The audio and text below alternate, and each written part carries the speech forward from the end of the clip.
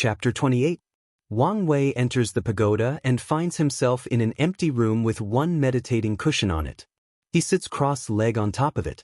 As soon as he sits down, a grand and ethereal murmur appears in his mind. The murmur was at first very blurry, but soon, Wang Wei started to understand its meaning. The voice preaches about this majestic and otherworldly power. He claims that if Wang Wei believes in it, it would grant him wealth, power, and even eternal life. The words of the ethereal voice seem to contain a deep power of seduction. Each word seems to be able to leave an imprint on the core of people's soul.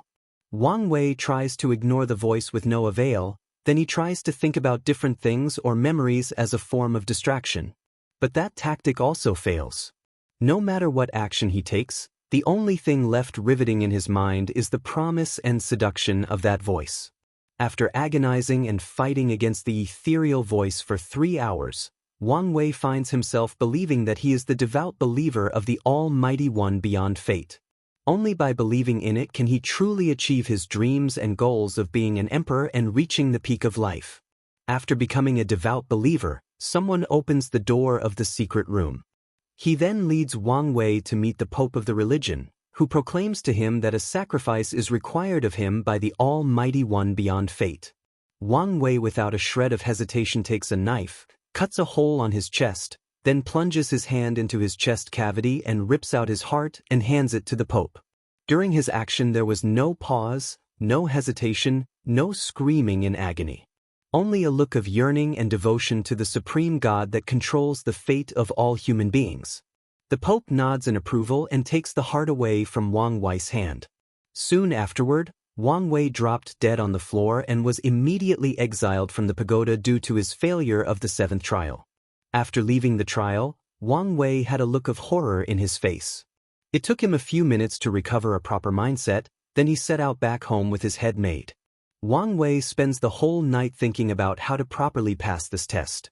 The solution he comes up with is to use his strong will to resist. The next day, he places his idea into practice. He tries to resist the invasion of the ethereal voice with his strong will. Although, this time, he lasted more than 12 hours before he surrendered, Wang Wei knows that this is not the best way to go forward, especially now that he was 2 months behind the other disciples. Resisting the sweet seduction of the Almighty One beyond fate with a strong will is a very slow process. Unfortunately, time was not on Wang Wei's side. Wang Wei had to try his backup plan, fighting belief with belief. Since the Almighty One beyond fate wants him to believe in him, then why not install into himself a strong belief and fight against the belief of the Almighty One beyond fate? That way, by fighting the invasion of the other party, Wang Wei can rapidly strengthen his own belief until it turns into a creed or instinct that he will follow his whole life. As for what belief to follow? Simple, the belief that he will one day become free and unfettered.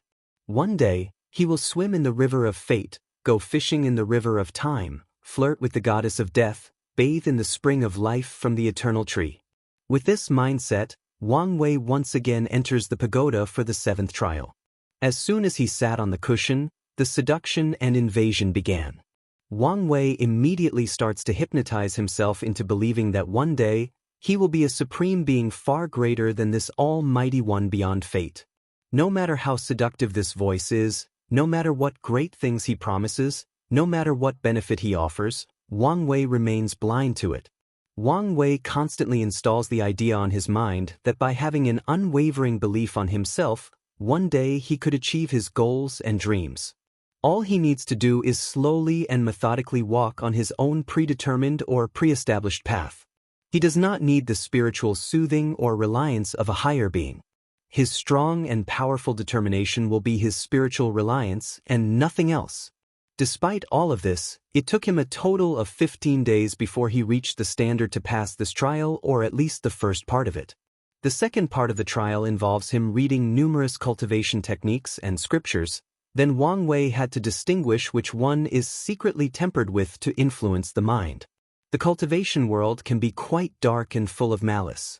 Some poor bastard might think that he is lucky by discovering a peerless cultivation sutra, later to discover that this sutra is tempered it by a more powerful cultivator to turn people into their slave, or make them their faithful and devout believer, or to make it easier to take over their body after raising them like fat sheep to be slaughtered. The seventh trial of the pagoda is designed and modified by the elders to train the disciples on how to recognize these default cultivation sutras and techniques. Some sutras or scriptures even outline a perfect Tao for cultivators to cultivate. They do not need to have any enlightenment, just cultivate the sutra and they can cultivate the law and Tao. However, the majority of sutra like these are just bait to cultivate the perfect cauldron for absorption or body possession. It is true that it is necessary for cultivators to have lucky encounters to grow powerful during their cultivation journey. This is in fact a manifestation of their own chi luck. However, if a cultivator is not careful, it will be quite easy to be calculated by other cultivators. In fact, sometimes, even Heavenly Tao will calculate certain cultivators. Although Heavenly Tao is nothing but an emotionless program, it is in its right to check and balance certain cultivators that he deemed a threat to the world. Heavenly Tao itself cannot directly attack such people, but he can provoke them in a roundabout way, such as increasing the strength of heavenly tribulation, or plot against through lucky encounters. Wang Wei spends more than 10 days before passing the seventh trial. And just like he had planned, he is still the first to pass it. As soon as he passed the trial, the voices of dissonance in the sect were completely gone. The people that are secretly making trouble became silent. Wang Wei took this opportunity to increase his prestige in the sect. In only a few days, only positive news about him could be heard from the mouth of the sect's disciples. Chapter 29. The storm of the seventh trial did not last long as the disciples partook in the eighth trial. This trial could be considered one of the easiest for Wang Wei, because this trial involves arrogance, conceit, and how to deal with failure.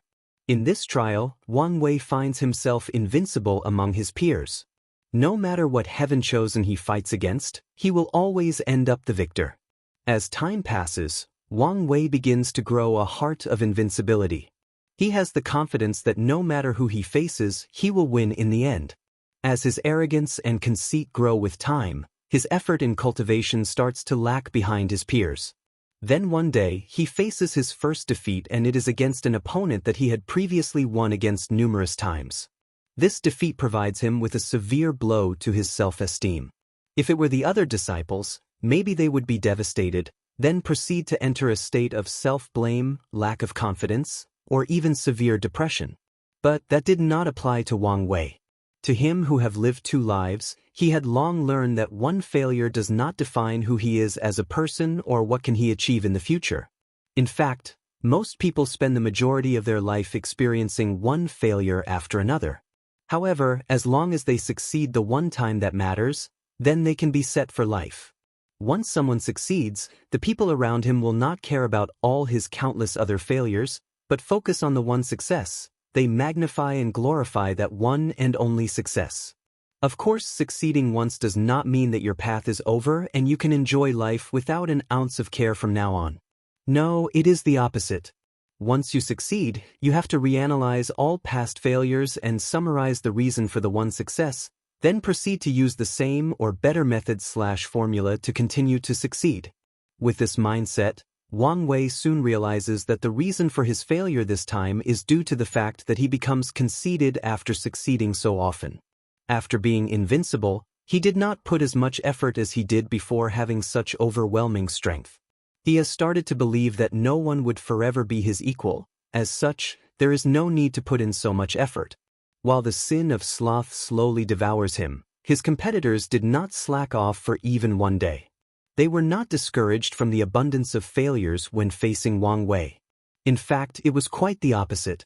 They work harder than they did before. They put in 100 times more effort than previously. And eventually, they succeed in defeating a foe that at a certain point of time, they had deemed undefeatable. Wang Wei learns from the effort and spirit of his competitors. Although his heart of invincibility is shattered, he did not mind. He could slowly rebuild it and make it even stronger than before. Wang Wei did not take long to pass the test of the eighth trial after getting over his failure or defeat. The purpose of this trial is to teach disciples the values of constant hard work and the mindset needed when encountering major failures in life.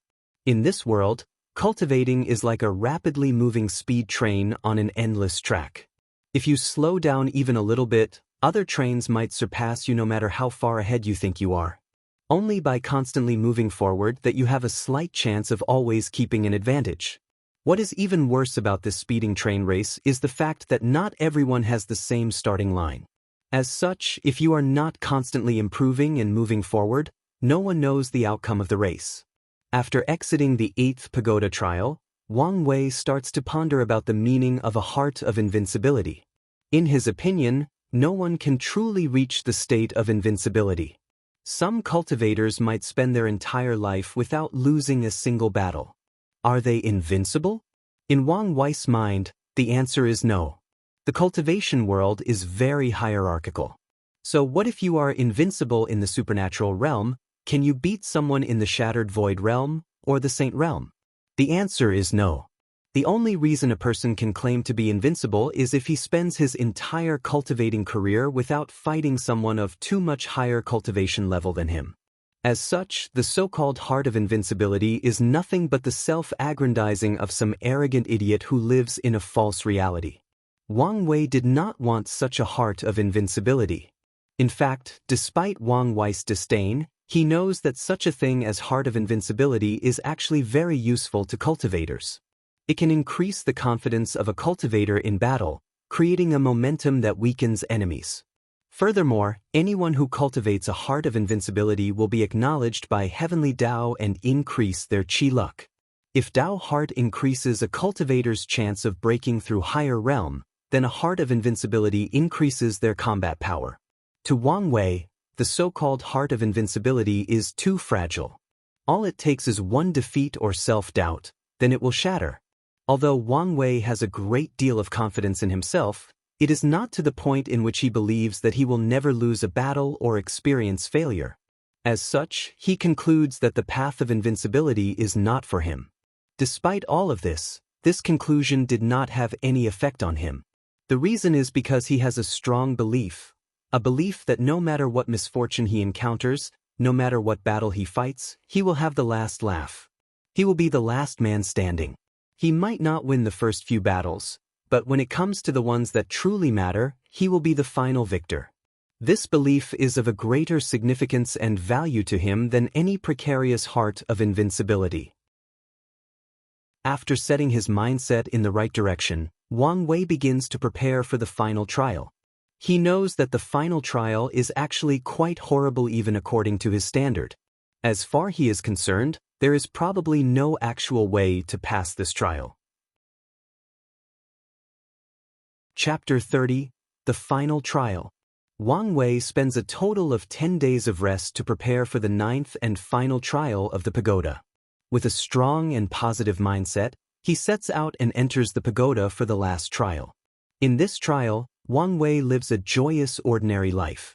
He had a family that loved him, an abundance of wealth that allowed him to enjoy life as much as possible, fulfilling a job as government official who is loved by the common people, and a healthy body without any major disease. He did not participate in things like drugs, alcohol, or prostitution. Wang Wei could be considered quite the responsible and filial son. The only major event expected to occur in his life is the day when he chooses a bride and gets married. Unfortunately for him, he did not live for that long. On a certain cloudy day, Wang Wei had the day off from the office. While taking a walk in the garden with his mother and father, suddenly the heaven trembles. Wang Wei and his family hold each other as a form of support. Then they raise their heads and look into the sky.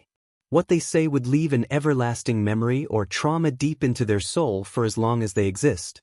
When Wang Wei looks in the sky, he sees a gigantic hand descending from the heavens heading toward him. His first reaction is that his idea is absurd, but as the massive hand starts to somehow enlarge itself, he realizes that his first assumption is actually quite right. In fact, the hand is not enlarging itself, but as it approaches him, all Wang Wei could see is the palm of the hand, which is quite massive in proportion to his size. As the hand approaches, Wang Wei finds himself incapable of talking, moving, or defending himself. Even his thinking process becomes increasingly slow and sluggish. The air or atmosphere around Wang Wei becomes solidified, which results in a heavy pressure both physically and spiritually to the people around. It is often said that when a person comes face to face with death, they will see all the memories or significant moments in their history flashing through their mind. However, this did not apply to Wang Wei at this moment. All he could think about before his untimely demise is how powerless he is, followed by insurmountable anger. Then he left the mortal coil with regret and endless fear. After his death, Wang Wei did not immediately exit the pagoda. This time, the setting of the trial is different. After the first death, the participants will find themselves rebirthed to a younger version of themselves at around 15 years old with all the memories of the previous life intact. Their mission for this trial is to ensure their survival from that gigantic hand. On his second attempt, Wang Wei decides to follow the path of cultivation in order to fight the powerful being. In just a few decades, Wang Wei reaches the peak of cultivation and becomes one of the 9 giants of the cultivating world. On a fateful night, Wang Wei stands upright on top of a deserted mountain. He is waiting for the moment that will forever change his destiny. As expected, a gigantic hand tears apart the sky and heads toward him. Wang Wei awaits his enemy with a smile and endless fighting intent. Unfortunately, something out of his expectation happens. 2 unexpected people appear next to him. They are his parents. It was at this moment that Wang Wei realizes that this powerful being did not only want to annihilate him, but wishes to emotionally torture him. It wants Wang Wei to watch with despair as the people he cares about die in front of him, while he remains absolutely helpless. Wang Wei screams in anger towards heaven. His scream is so loud and powerful that it echoes throughout the entire world. He rushes toward the still descending powerful hand to stop it. Unfortunately, things didn't go as he expected. Wang Wei soon discovers that he is not powerful enough to stop the almighty hand, or should say the wrath of heaven, as Wang Wei believes that no person or cultivator could be so powerful. Despite his fleeting thoughts, Wang Wei's situation is not looking good right about now. Despite the fact that he did not immediately disintegrate like his first life, his attempt at stopping the hand did not yield any result. All his attacks were literally useless as they disappeared before even touching the hand. As for Wang Wei himself, he manages to create a barrier around him with all his cultivation level. However, this method is only a stopgap measure. With the passing of time, the barrier around Wang Wei begins to crack. However, Wang Wei still insists on fighting even to his last breath. However, anguish soon envelopes him. Wang Wei watches as his parents, who were still located on the ground, slowly float in the air in front of the big hand. Then they slowly disintegrate into sand-sized particles and fly away with the wind. Then Wang Wei screams aloud again, this time not out of anger, but absolute despair. This burst in emotions dramatically increased his power. His barrier that was full of crack and on the verge of being destroyed slowly starts to heal and become stronger. With great anger and this powerful barrier, Wang Wei rushes straight toward the big hand and has a direct confrontation with it. Unlike last time, Wang Wei was not directly defeated or blasted off. Instead, he had a direct clash with the big hand. For a brief moment, Wang Wei had a standoff with the wrath of heaven. He manages to stand his ground in the face of such powerful force. Although this confrontation only lasted a brief moment before Wang Wei had to experience the eternal silence known as death, this brief moment meant a great deal to him and had a significant impact. This brief moment of confrontation represents hope for Wang Wei. Hope that one day he will be able to defeat this formidable foe. Hope that one day he will not have to watch helplessly as his loved ones are killed. Although this hope or chance is actually quite minuscule, although Wang Wei will have to experience countless pain and suffering, although he will have to experience numerous death and resurrections, he did not mind. Because a slight hope is better than none at all. Unfortunately for Wang Wei, he did not know that this mode of thinking was actually the beginning of his endless despair. Chapter 31. The Final Trial. After his second attempt, Wang Wei took a few days to rest his spirit and think about how to go forward from now. When he designed the pagoda, he did not have any direct plan for the final trial. He only told the elders that the theme of the trial should be difficult and involve the theme of despair. As for the details and everything else, he did not participate in it. As the trial is used to help the participants, knowing everything is quite detrimental. After a few days of rest, Wang Wei once again enters the pagoda for the 9th trial. In his 3rd attempt, Wang Wei follows the same path as he did in the 5th trial. He becomes a devil that cultivates the Tao of Devour. By swallowing the blood, flesh, and soul of countless cultivators, Wang Wei's cultivation soon reaches a realm incomparable to his 2nd attempt. As for his parents, he hides them in a place where space is chaotic and teleportation is impossible, then awaits his opponent in the same deserted mountain from the previous attempt. When the fateful moment once again arrives, an extremely large hand descends from the heaven toward Wang Wei. Compared to it, Wang Wei is no more than an ant that can be accidentally trampled on. However, this time, things didn't go as previously.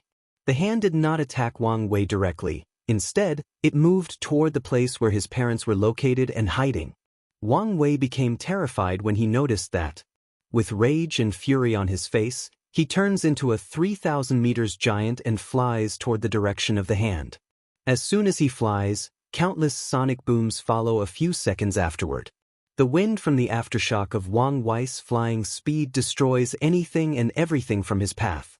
Houses made of different wooden materials collapse. The blowing wind cut many people into many pieces.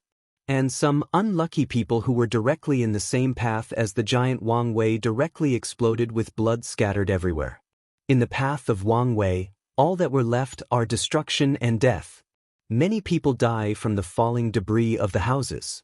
Many different severed limbs could be found randomly distributed in the ground. Additionally, a blood path thousands of meters long could be observed from a high point of view. This path leads directly toward the direction of Wang Wei's parents. Wang Wei flies with utmost rage toward his parents. He did not expect that this big hand would actually play rogue and directly attack his parents. Unfortunately for him, no matter how fast he flies, no matter how many innocent casualties he causes, he did not reach his parents in time. The big hand directly annihilated them, then proceeded to deal with Wang Wei. When Wang Wei reached the big hand, he immediately had a direct confrontation with it.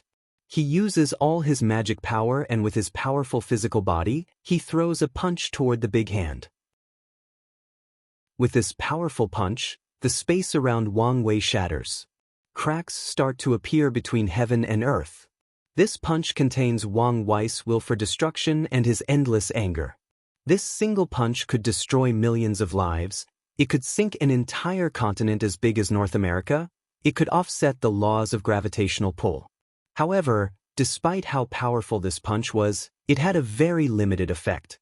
Upon receiving the punch, the big hand trembles slightly and stops for a few seconds.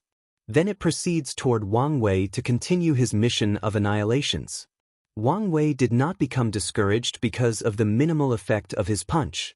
If one punch did not work, then 10 will, or 100 or 1,000 punches. Boom, boom, boom. Terrible sounds of trembling echoed throughout the world. All living beings could see a 3,000 meters giant constantly punching a gigantic hand. With each punch, a terrible sound of explosion could be heard, followed by the slight tremor of the ground. The entire world shook with each punch. At this moment, the sky is no longer the peaceful and ethereal blue, but full of cracks and violent energy that will destroy anyone who comes in contact with it. In the sky, sweat start to flow down Wang Wei's face. With the increasing number of punches, his stamina has started to decrease.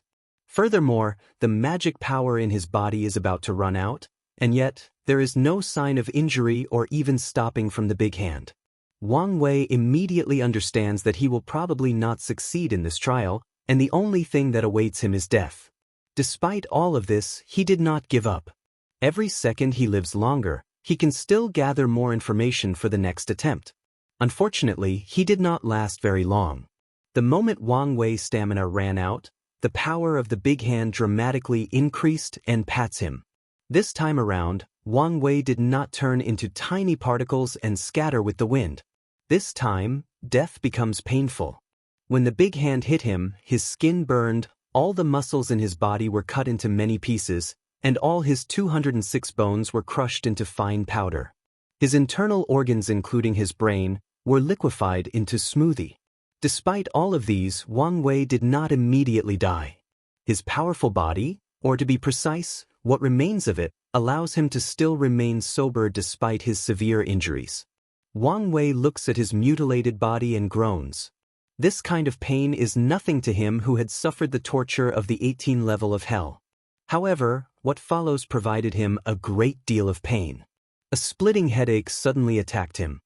He felt as if a part of him was suddenly torn apart. From his experience, he knows that this is the pain from directly attacking the soul. As he inspected his body, Wang Wei knew that this pain would last for a long while before putting him out of his misery. Wang Wei also guessed that this big hand probably did this on purpose to make him suffer as much as possible before killing him. Knowing this, Wang Wei refused to give the wrath of heaven the satisfaction of watching him squirmed in agony. This big hand would probably like it better if he begs for forgiveness and grovels at its feet. However, Wang Wei refuses to admit defeat. He uses the last bit of strength left on him to directly destroy his soul and commits suicide. Chapter 32. The Final Trial. In his third attempt, Wang Wei still believes that by having a powerful enough cultivation, he would become victorious against the wrath of heaven. As such, he travels throughout the whole world and learns all the cultivation scriptures and techniques that he could. Then, he creates a supreme scripture that allows him to reach an unimaginable height in cultivation level.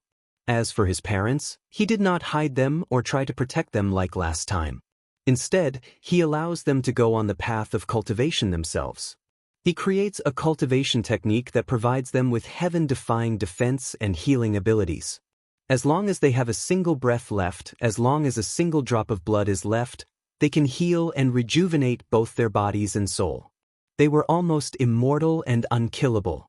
This technique was indeed quite terrible and heaven-defying. The only reason that Wang Wei can so easily create it is due to the fact that the pagoda trial is an illusory world where anything is possible. However, despite his best effort, some things are inevitable, they are destined to happen. Wang Wei still fails to stop the gigantic hand or the wrath of heaven. Although in this round he still lasted a little longer than previous ones, the gigantic hand still kills him and his family. His developed, unkillable cultivation technique only prolonged the inevitable demise of his parents and further added to their suffering before their death. However, Wang Wei did not regret his choice. The wrath of heaven was determined to involve his parents in their fight, and unfortunately, there is nothing he could do to stop it. However, his will and determination did not waver for even a second.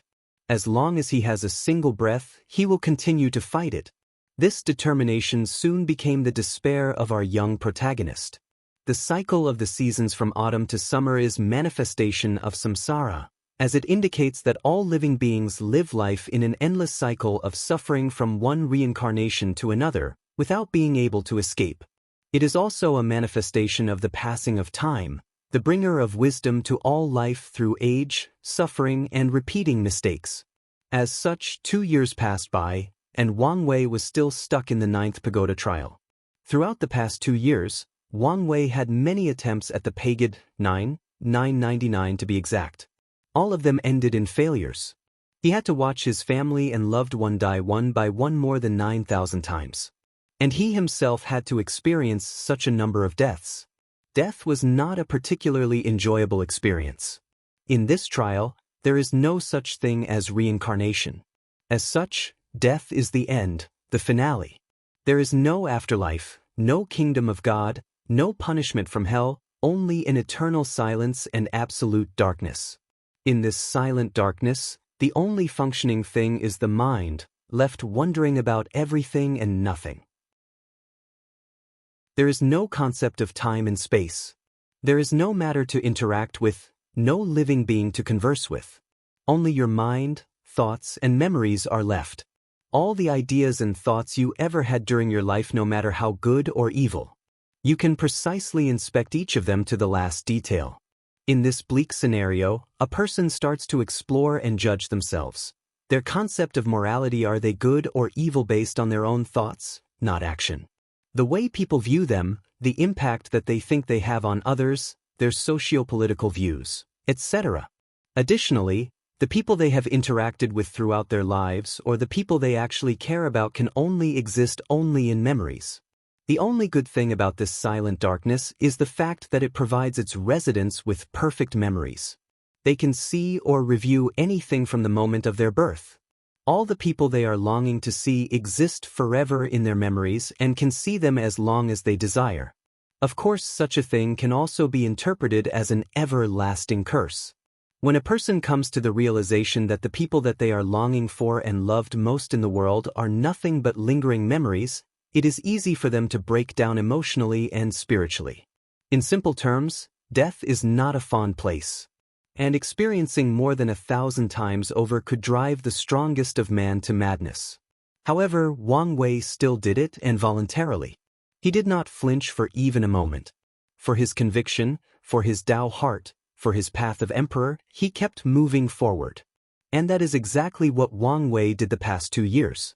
He tried many different approaches and attempts, all of which resulted in failure and death. In his 10th attempt, Wang Wei no longer relied simply on his powerful cultivation to fight the wrath of heaven. He learned that the power of groups can be more effective than the single individual. As such, he went on a path of conquest of the whole world. After his conquest, he rallied all the cultivators of the world and created a massive formation that envelopes the entire world. Then all the cultivators will inject their cultivation powers at certain nodes to fight the wrath of heaven. Although he was still unsuccessful, he learned from this attempt for his next several ones. As such, he created a powerful weapon with the help of all the refiners in the world, then a powerful talisman in his next attempt, then a powerful pill. On his 50th attempt, Wang Wei became an emperor with a massive kingdom that conquered the entire world. Then, he gathered the luck of all living beings and blessed himself to fight the wrath of heaven. He still failed and died miserable with all the people of his empire. On the 100th attempt, Wang Wei proclaimed himself as a supreme god and spread his benevolence throughout the world. He once again conquered the world and gathered the faith and incense of all living beings. He turned the mortal world into his kingdom of God, where he turned all his most devout believers into light messengers or archangels. Gathering the power of the whole kingdoms, he went on an expedition against the gigantic hand. In the end, he still failed and his god kingdom was destroyed. All his believers perished, but they still did so with a smile on their face as they embraced death with their beloved god. Despite his 100 attempts and 100 deaths, Wang Wei's will and fighting intent did not diminish for even a second. The fight must continue on. Chapter 33. The Final Trial. On his 250th attempt, a burst of madness enveloped Wang Wei. In order to win against the wrath of heaven, he set up a massive formation that surrounded the whole world, then used the world as a massive bomb against the gigantic hand. Afterward, only Wang Wei and his parents remained intact and alive, floating in the endless void of the universe. However, this fact did not remain true for long. The world bomb did not stop the gigantic hand. Heck, it did not even hurt. Soon afterward, the wrath of heaven killed Wang Wei and his family. In his 587th attempt, Wang Wei once again established a supreme religion that engulfed the entire world. However, the god that the people worshipped was not him, but the supreme gigantic hand. In this attempt, Wang Wei placed himself in the role of servant and lauded the might and glory of the wrath of heaven. In desperation, Wang Wei had no choice but to humble himself in front of the big hand and see if he could spare him, or at least spare his family. Unfortunately for him, his louche or shady action did not bring him the desired effect. The wrath of heaven still squashed him and his family into meat paste. Following this failure, Wang Wei became angry out of shame and fought more fiercely than ever against the big hand. On his 1200th attempt, he used the blood, flesh, and soul of all the people in the world to cast a powerful curse on the gigantic hand. This attempt did provide him with some success. The powerful curse managed to dramatically weaken the wrath of heaven, which in turn allowed Wang Wei to put on a slightly decent fight. However, the result was still the same: death and destruction. In the 2729th attempt, Wang Wei tried another drastic attempt. When the wrath of heaven came to him, he did not fight head-on. Instead, he kept dodging its attack. Their fight continued throughout the world, which resulted in the destruction of the world and extinction of all life. This was of course Wang Wei's plan. After the wrath of heaven destroyed the world and the people living in it, Wang Wei used a Tao of Karma technique to initiate a karmic backlash against the gigantic hand. With the cause and effect of destroying the world, the grievances of billions of lives severely weakened the gigantic hand even more than the previous curse. Unfortunately, he still failed and died. In his 5,000th attempt, a deep despair overwhelmed Wang Wei when he realized that in all of his fights, he never managed to wound his opponent. He weakened it on many occasions. He fought with it to a standstill countless times for a long duration of time. However, he never managed to properly wound it. Wang Wei never saw the gigantic hand bleed even once. With such lingering thoughts, Wang Wei considered stopping the trial. At this period of time, he was the only person who kept on persisting. Both the first contemporary sacred son and Li Jun had stopped after more than 2,000 attempts, only he kept on going. At this point of time, Wang Wei realized that there might be no way to actually win this fight. The design of this trial is the despair of having an undefeatable enemy. The point that the elders were trying to teach them is to always insist and keep on fighting to the last breath. And during the process, temper the will and the heart as much as possible. So Wang Wei asked himself, was his will and heart tempered during this trial? The answer is of course yes. During the past 5,000 attempts, he had experienced countless suffering and deaths. Furthermore, he had learned a great deal of things and experienced many wonders of the world. Although this trial is a fantasy world and many of the things he did were actually not feasible in the real world, many of his experiences and knowledge that he acquired were actually quite real and useful. Especially those scriptures scattered all over the illusory world. In fact, the training of aristocratic families like him is actually quite rigid and severe.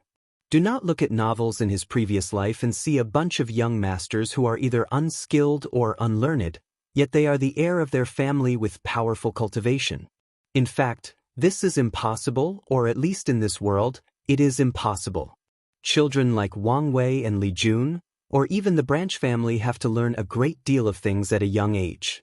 They have to learn proper etiquette, mannerism, speech, literature, poetry, calligraphy, and Go. Additionally, they have to learn all kinds of sculptures that contain the laws and truth of heaven and earth, of the vast universe. These scriptures were the accumulation of countless sages and powerful cultivators throughout the inception of the Tao opening sect. In fact, many of the scriptures were written by the great emperors of the sect, as a way to enrich the foundation of the later generation. These children could not understand the majority of the content of these scriptures. Even Wang Wei could not fully understand some of them despite his heaven-defying understanding that his powerful soul provided him with. However, even if they could not understand them, they still have to memorize them. The same fact goes to the disciples of the sections. Although their training was not as strict as the family children unless they were the direct disciples of some powerful elders, they still had to read those boring scriptures. The reason for this is a form of enlightening of the Tao, a way to form a solid foundation for future cultivation. Many times some cultivators would suddenly become enlightening while doing mundane things or during a fight, which dramatically increase their cultivation levels or break through bottlenecks. The reason for that is due to the scriptures that they have studied at a young age. They may not understand these words of wisdom when they were young, but once the occasion arrives, the true meaning of these scriptures will become clear to them and be the foundation of their enlightenment and understanding the laws of heaven and earth, thus furthering their path of cultivation. This is one of the main reasons that heaven-chosen from powerful sects and families dominate the myriad emperor world. It's not just because they have better talents and more powerful cultivation techniques. These scriptures are the foundation that these families and sects have gathered for millions of years.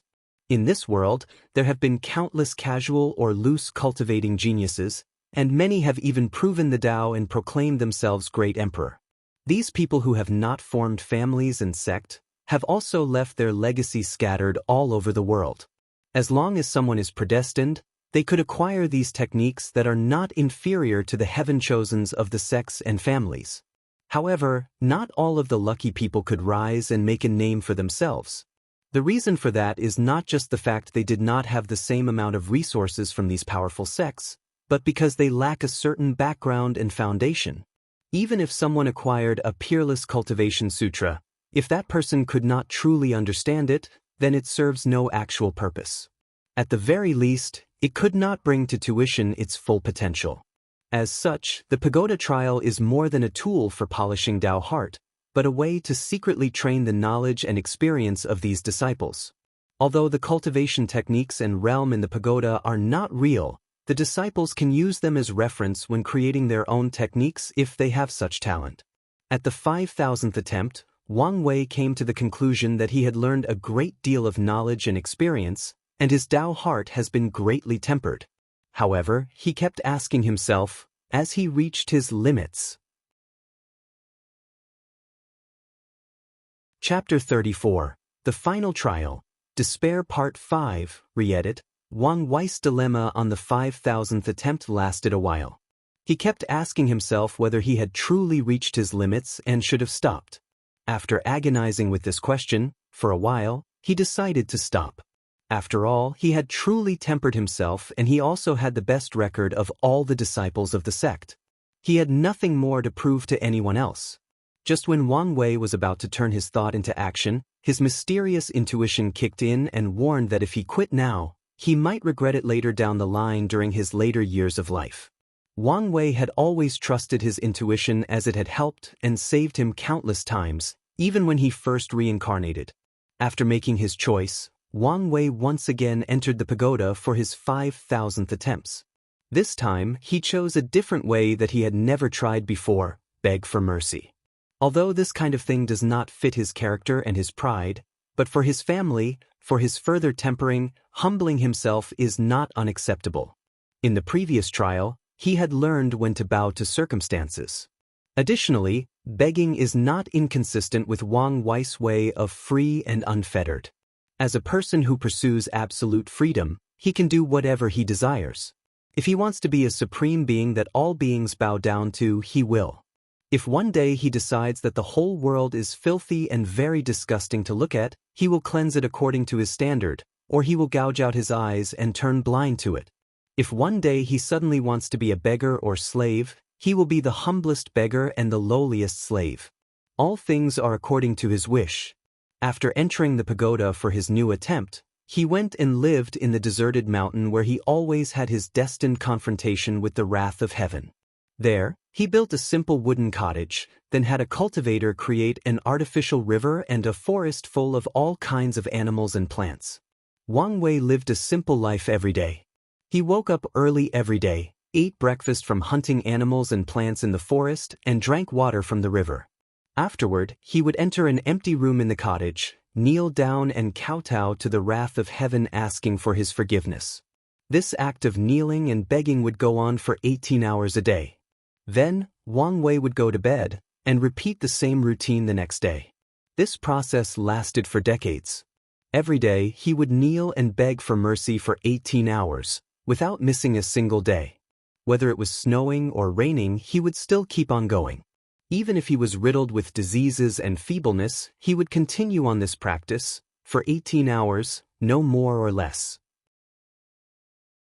As time passed and Wang Wei continued his ascetic-like life, his body became thin due to malnourishment.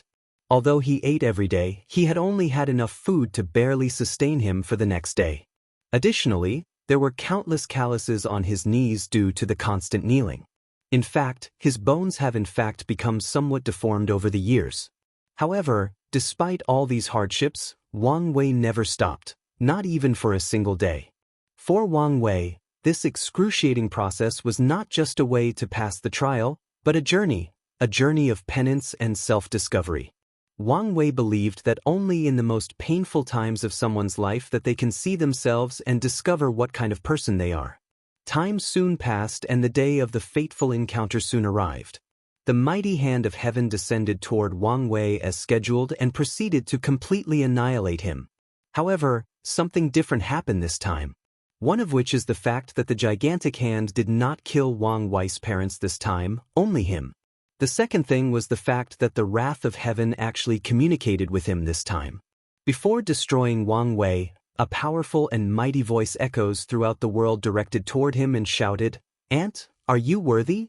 Then Wang Wei was killed and exited the pagoda. After his exit, Wang Wei did not become angry that all his decades of action were actually in vain.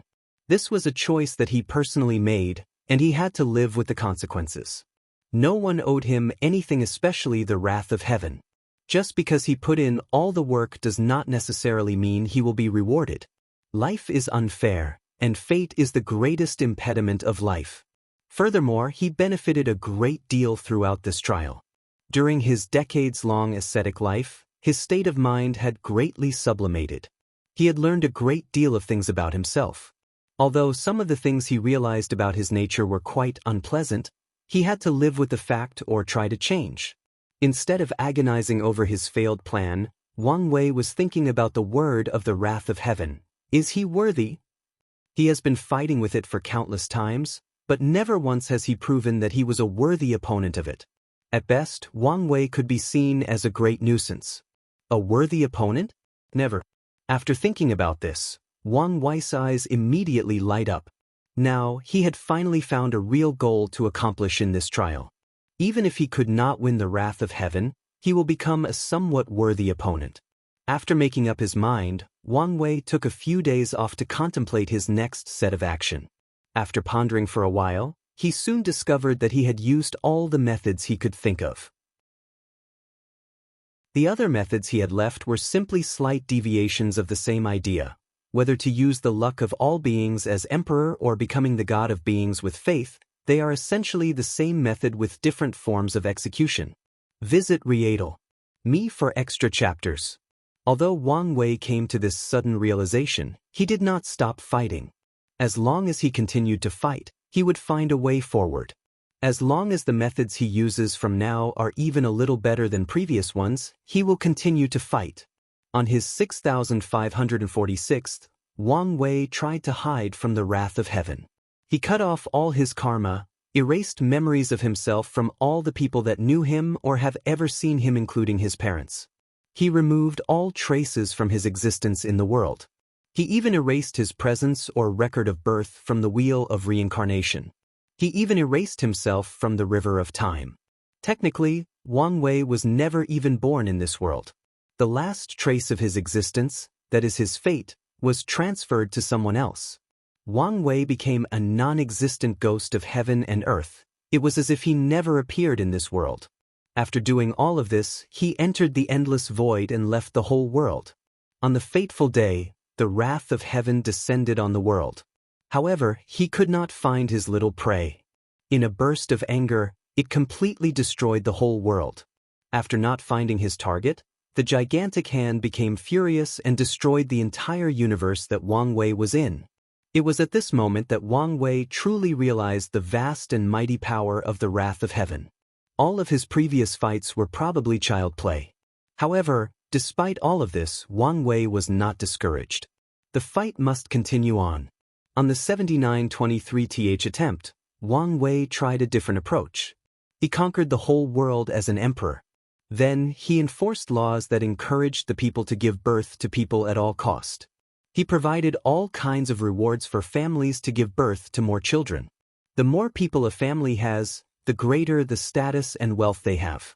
In his madness, women throughout the world literally became birth machines, and men became stallions whose sole purpose was to impregnate women. In just a couple decades, the world's population increased from a few billions to a few trillions. Then he encircles the whole world with a powerful formation that takes the soul power of all living beings and blesses it to his soul. During this fight with the wrath of heaven, Wang Wei did not fight him head-on, but on the soul level. Unfortunately, he still failed and died miserably with the world. How could a being of such proportional strength have a weak soul? A soul is probably a low-level thing for the wrath of heaven. Wang Wei's actions were doomed to fail from the beginning. On his 9,789th attempt, Wang Wei tried to parasitize the wrath of heaven. He believed that if he could acquire a few % of the hand's power, then he could have a prolonged fight with it and eventually be the last winner. This attempt was somewhat successful. Wang Wei created a cultivation technique that could parasitize a host, then take over their power. With this powerful Dao art, Wang Wei did acquire some of the powers of the wrath of heaven. However, before he could control said power, the gigantic hand triggered the imprint he had on its power and Wang Wei was backlashed and died. Today is a great and memorable day in the Dao opening sect. The young sect master is going to try his last attempt in the pagoda, the 10,000th attempt. Many disciples and elders of the sect gather together to witness this momentous event. Discussions of this event are ubiquitous. From the lowest of servants to the highest echelons of the sects, all are discussing this event. Wang Wei, who is now 11 years old, stands in front of the pagoda with a calm look. In the past 2 years, he had changed a lot. He has become a lot taller, more handsome, and more mature.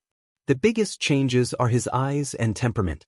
The edge had on him before was gone, replaced by a soothing and ethereal calmness.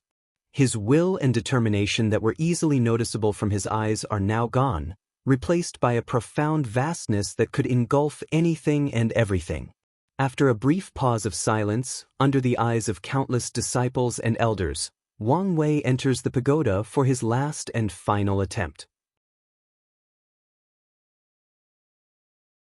Chapter 34.1.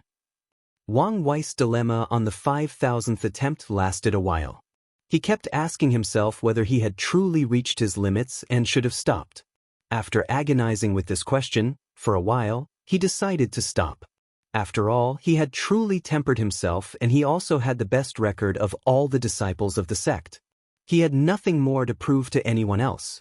Just when Wang Wei was about to turn his thought into action, his mysterious intuition kicked in and warned that if he quit now, he might regret it later down the line during his later years of life. Wang Wei had always trusted his intuition as it had helped and saved him countless times, even when he first reincarnated. After making his choice, Wang Wei once again entered the pagoda for his 5,000th attempts.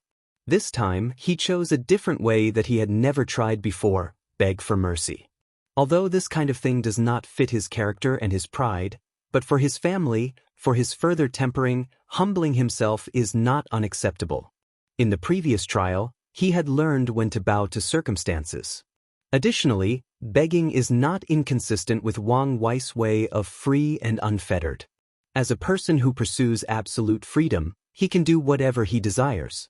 If he wants to be a supreme being that all beings bow down to, he will. If one day he decides that the whole world is filthy and very disgusting to look at, he will cleanse it according to his standard, or he will gouge out his eyes and turn blind to it. If one day he suddenly wants to be a beggar or slave, he will be the humblest beggar and the lowliest slave. All things are according to his wish. After entering the pagoda for his new attempt, he went and lived in the deserted mountain where he always had his destined confrontation with the wrath of heaven. There, he built a simple wooden cottage, then had a cultivator create an artificial river and a forest full of all kinds of animals and plants. Wang Wei lived a simple life every day. He woke up early every day, ate breakfast from hunting animals and plants in the forest, and drank water from the river. Afterward, he would enter an empty room in the cottage, kneel down and kowtow to the wrath of heaven asking for his forgiveness. This act of kneeling and begging would go on for 18 hours a day. Then, Wang Wei would go to bed, and repeat the same routine the next day. This process lasted for decades. Every day, he would kneel and beg for mercy for 18 hours, without missing a single day. Whether it was snowing or raining, he would still keep on going. Even if he was riddled with diseases and feebleness, he would continue on this practice, for 18 hours, no more or less. As time passed and Wang Wei continued his ascetic-like life, his body became thin due to malnourishment. Although he ate every day, he had only had enough food to barely sustain him for the next day. Additionally, there were countless calluses on his knees due to the constant kneeling. In fact, his bones have in fact become somewhat deformed over the years. However, despite all these hardships, Wang Wei never stopped, not even for a single day. For Wang Wei, this excruciating process was not just a way to pass the trial, but a journey of penance and self-discovery.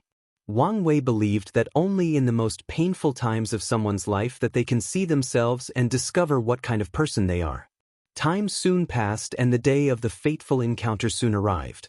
The mighty hand of heaven descended toward Wang Wei as scheduled and proceeded to completely annihilate him. However, something different happened this time. One of which is the fact that the gigantic hand did not kill Wang Wei's parents this time, only him. The second thing was the fact that the wrath of heaven actually communicated with him this time. Before destroying Wang Wei, a powerful and mighty voice echoes throughout the world directed toward him and shouted, "Ant, are you worthy?" Then Wang Wei was killed and exited the pagoda. After his exit, Wang Wei did not become angry that all his decades of action were actually in vain. This was a choice that he personally made, and he had to live with the consequences. No one owed him anything, especially the wrath of heaven. Just because he put in all the work does not necessarily mean he will be rewarded. Life is unfair, and fate is the greatest impediment of life. Furthermore, he benefited a great deal throughout this trial.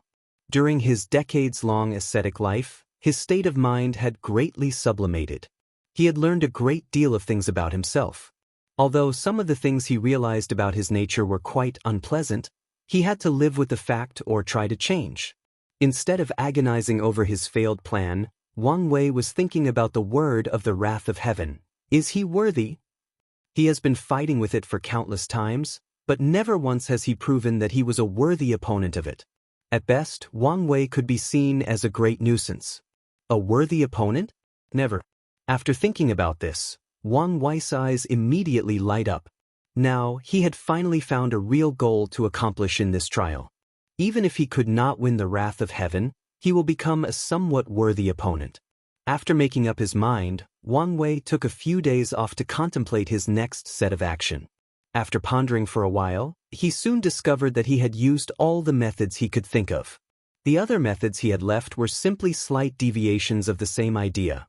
Whether to use the luck of all beings as emperor or becoming the god of beings with faith, they are essentially the same method with different forms of execution. Although Wang Wei came to this sudden realization, he did not stop fighting. As long as he continued to fight, he would find a way forward. As long as the methods he uses from now are even a little better than previous ones, he will continue to fight. On his 6546th, Wang Wei tried to hide from the wrath of heaven. He cut off all his karma, erased memories of himself from all the people that knew him or have ever seen him, including his parents. He removed all traces from his existence in the world. He even erased his presence or record of birth from the wheel of reincarnation. He even erased himself from the river of time. Technically, Wang Wei was never even born in this world. The last trace of his existence, that is his fate, was transferred to someone else.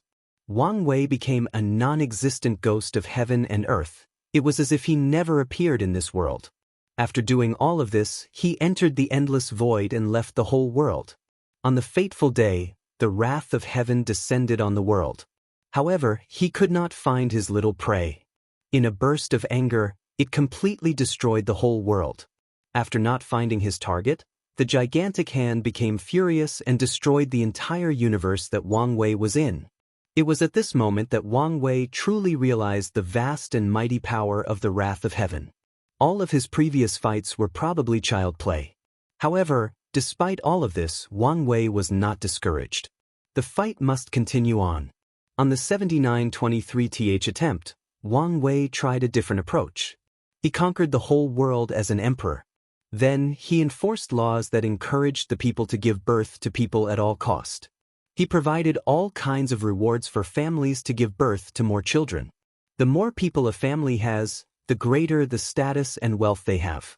In his madness, women throughout the world literally became birth machines, and men became stallions whose sole purpose was to impregnate women. In just a couple decades, the world's population increased from a few billions to a few trillions. Then he encircles the whole world with a powerful formation that takes the soul power of all living beings and blesses it to his soul. During this fight with the wrath of heaven, Wang Wei did not fight him head-on, but on the soul level. Unfortunately, he still failed and died miserably with the world. How could a being of such proportional strength have a weak soul? A soul is probably a low-level thing for the wrath of heaven. Wang Wei's actions were doomed to fail from the beginning. On his 9,789th attempt, Wang Wei tried to parasitize the wrath of heaven. He believed that if he could acquire a few % of the hand's power, then he could have a prolonged fight with it and eventually be the last winner. This attempt was somewhat successful. Wang Wei created a cultivation technique that could parasitize a host, then take over their power. With this powerful Dao art, Wang Wei did acquire some of the powers of the wrath of heaven. However, before he could control said power, the gigantic hand triggered the imprint he had on its power and Wang Wei was backlashed and died. Today is a great and memorable day in the Dao opening sect. The young sect master is going to try his last attempt in the pagoda, the 10,000th attempt. Many disciples and elders of the sect gather together to witness this momentous event. Discussions of this event are ubiquitous. From the lowest of servants to the highest echelons of the sects, all are discussing this event. Wang Wei, who is now 11 years old, stands in front of the pagoda with a calm look. In the past 2 years, he had changed a lot. He has become a lot taller, more handsome, and more mature. The biggest changes are his eyes and temperament. The edge had on him before was gone, replaced by a soothing and ethereal calmness. His will and determination that were easily noticeable from his eyes are now gone, replaced by a profound vastness that could engulf anything and everything. After a brief pause of silence, under the eyes of countless disciples and elders, Wang Wei enters the pagoda for his last and final attempt. Chapter 35. Outside the pagoda, after Wang Wei enters the pagoda, all the disciples and elders stand in front of the visual formation watching. In the clouds, the sect master Wang Tian and all the great elders and elders float in the void watching the trial while discussing the past 2 years. The great elder of the formation hall says, "I cannot believe the amount of changes that have taken place in the sect during the past 2 years. This polishing Dao Heart Pagoda is a truly marveled idea." Yes, all the disciples have truly matured and they all have made great progress in the cultivation levels, responds great elder Li Jiang with a truly joyous smile. The great elder Long Bo scoffs at him and replies with annoyance, "You are only saying that because of the performance of your son." Upon hearing great elder Long Bo's words, the other elders sigh. The past 2 years have brought a great deal of shock to all of them. Among all of the disciples of the sect, the person with the best performance beside Wang Wei is undoubtedly Li Jun, the son of great elder Li Jiang. Even the number 1 contemporary sacred son, Han Li, did not have a better record than Li Jun.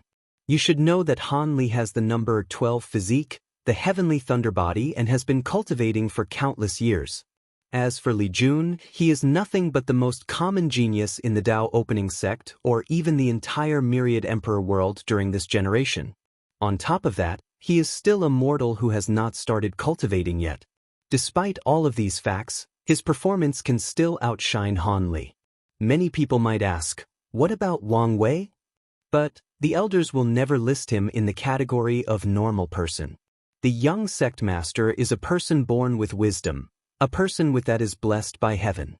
This fact was proven when vision occurred upon his birth. Throughout this generation, only a few people are born with vision. Many people believe that these people will be one of the major contestants for the heaven will. Great elder Li Jiang, still with a smile on his face, answers back, "Long Bo, you do not have to be jealous of this seat, son. Your direct disciple, Han Li, did his best in the trial. After all, having the 3rd best record is still something to brag about." Upon hearing these words, great elder Long Bo's face becomes furious and he stares menacingly at great elder Li Jiang. Seeing that both of them were about to argue, great elder Yan Mei tries to turn the conversation to something else and says, "It is not just the disciples who have greatly benefited from the pagoda. All of us have made rapid progress in our cultivation after passing the 9 trials. Indeed, as great elder Yen Mei has said, the majority of them have benefited a lot from the pagoda. With the tempering of their Tao heart, the chances of breaking through the next realm have either substantially increased and the amount of time needed have decreased. The majority of them are in the saint realm. As such, each breakthrough in a small realm is a great increase in power and also takes a lot of time. However, the greatest benefit of this pagoda is not the small breakthrough in the saint realm, but providing the elders the state of mind needed to break through the supreme realm. One of the most necessary things to break through the supreme realm is having a state of mind that is in line with heaven and earth, in line with nature, in line with the great Tao. Although most cultivators are powerful, they have spent most of their lives either fighting or in retreat. Although cultivators can learn and use the laws of heaven and earth, however, they do not have the mindset on how to properly control these laws, or they do not even understand the difference between the law and the Tao. In order to step into the supreme realm, such a mindset is necessary. As such, most cultivators will enter mortal dust to refine their mindset. And what is mortal dust? Just like the name suggests, cultivators will seal their cultivation and live the life of mortals and experience the dust, filth, and vicissitudes of mortals. Mortal life is a brief and short 100 years. However, because of its briefness, one person can experience and learn a great deal of things in this short span of time. In order for cultivators to truly experience mortal dust, they have to truly enter the roles of mortal. They have to set their mindset to that of a short-lived creature. Many cultivators have to experience many cycles of 100 years before they can get into the roleplay of mortal life. Some extreme cultivators have even sealed their memories as a way to get into the mindset of mortals and learn enough about the world to step into the supreme realm. The elders who have entered the pagoda have tempered their mindset throughout the 9 pagoda trials, as many of the trials required them to be nothing but mortals. Some trials have even sealed their memories and provided them with a new different identities, which in fact is similar to the way cultivators experience mortal dust. As such, when it is their turn to experience mortal dust, they have a great advantage ahead of many people. Just such pagoda have increased their chance to step into the supreme realm by at least 5%, which is a high number given the fact that the supreme realm is the highest cultivation level that a person can step to on their own. Back to the pagoda. After entering the pagoda, Wang Wei did not do anything outrageous or daring in order to fight the wrath of heaven. In fact, he did not do anything extraordinary at all. He spends all of his life with his family and loved ones. He did not cultivate, conquer the world, or create some grandiose and elaborate plan. He lives all of this attempt as a normal person blessed with wealth, health, and a loving family. Many of the people watching outside became confused, but they did not stop watching. They know that things will never be as simple as seen, and they are right. When the fateful encounter arrived, Wang Wei set out to the place he always had his fight with the wrath of heaven. This place is where everything begins, and it is also the place where everything should end. Wang Wei stands on top of the mountain with a calm face, waiting for his predestined foe to arrive. He did not have to wait long. Soon, a gigantic hand descended from heaven heading toward Wang Wei to squash him. Things proceed as they always did, with Wang Wei's utmost defeat and death. However, the process did not go as easy as the wrath of heaven anticipated. When the gigantic hand reached Wang Wei, he did not fight or struggle despairingly. Instead, he looked straight at the gigantic hand. A supreme and indomitable will flows out of Wang Wei's weak mortal body. The will resisted the mighty power of the wrath of heaven for a whole 10 minutes. In those 10 minutes, the gigantic hand manages to destroy the whole world and all of its billions of lives, then proceeds to destroy the entire universe just like he did previously. However, he still could not kill Wang Wei, he could not even slightly injure him. Despite the destruction of the world, despite the annihilation of the universe, despite being a mortal floating in the endless chaos, Wang Wei still looks at the gigantic hand with a calm look on his face for a whole 10 minutes. His look conveys his will that no matter how powerful the wrath of heaven is, no matter what heaven-defying action he takes, in these 10 minutes, his will is supreme. As long as his will is strong and firm enough, in all heaven and earth, he is almighty, he is transcendent. No one can kill him. Even if he was an actual ant right now, the gods, Buddhas, and immortals could do no harm to him. Not even the power of heaven could kill him right now. Chapter 36. During the 10 minutes fight against the wrath of heaven, Wang Wei did suffer some injuries, but it was not due to the power of the gigantic hand. It was due to himself actually.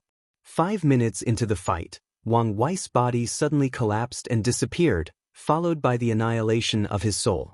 However, he was still not dead yet.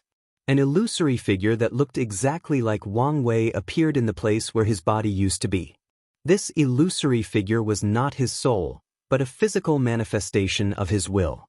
It turned out that Wang Wei's mortal body was too weak to bear his supreme and powerful will. As such, it was destroyed.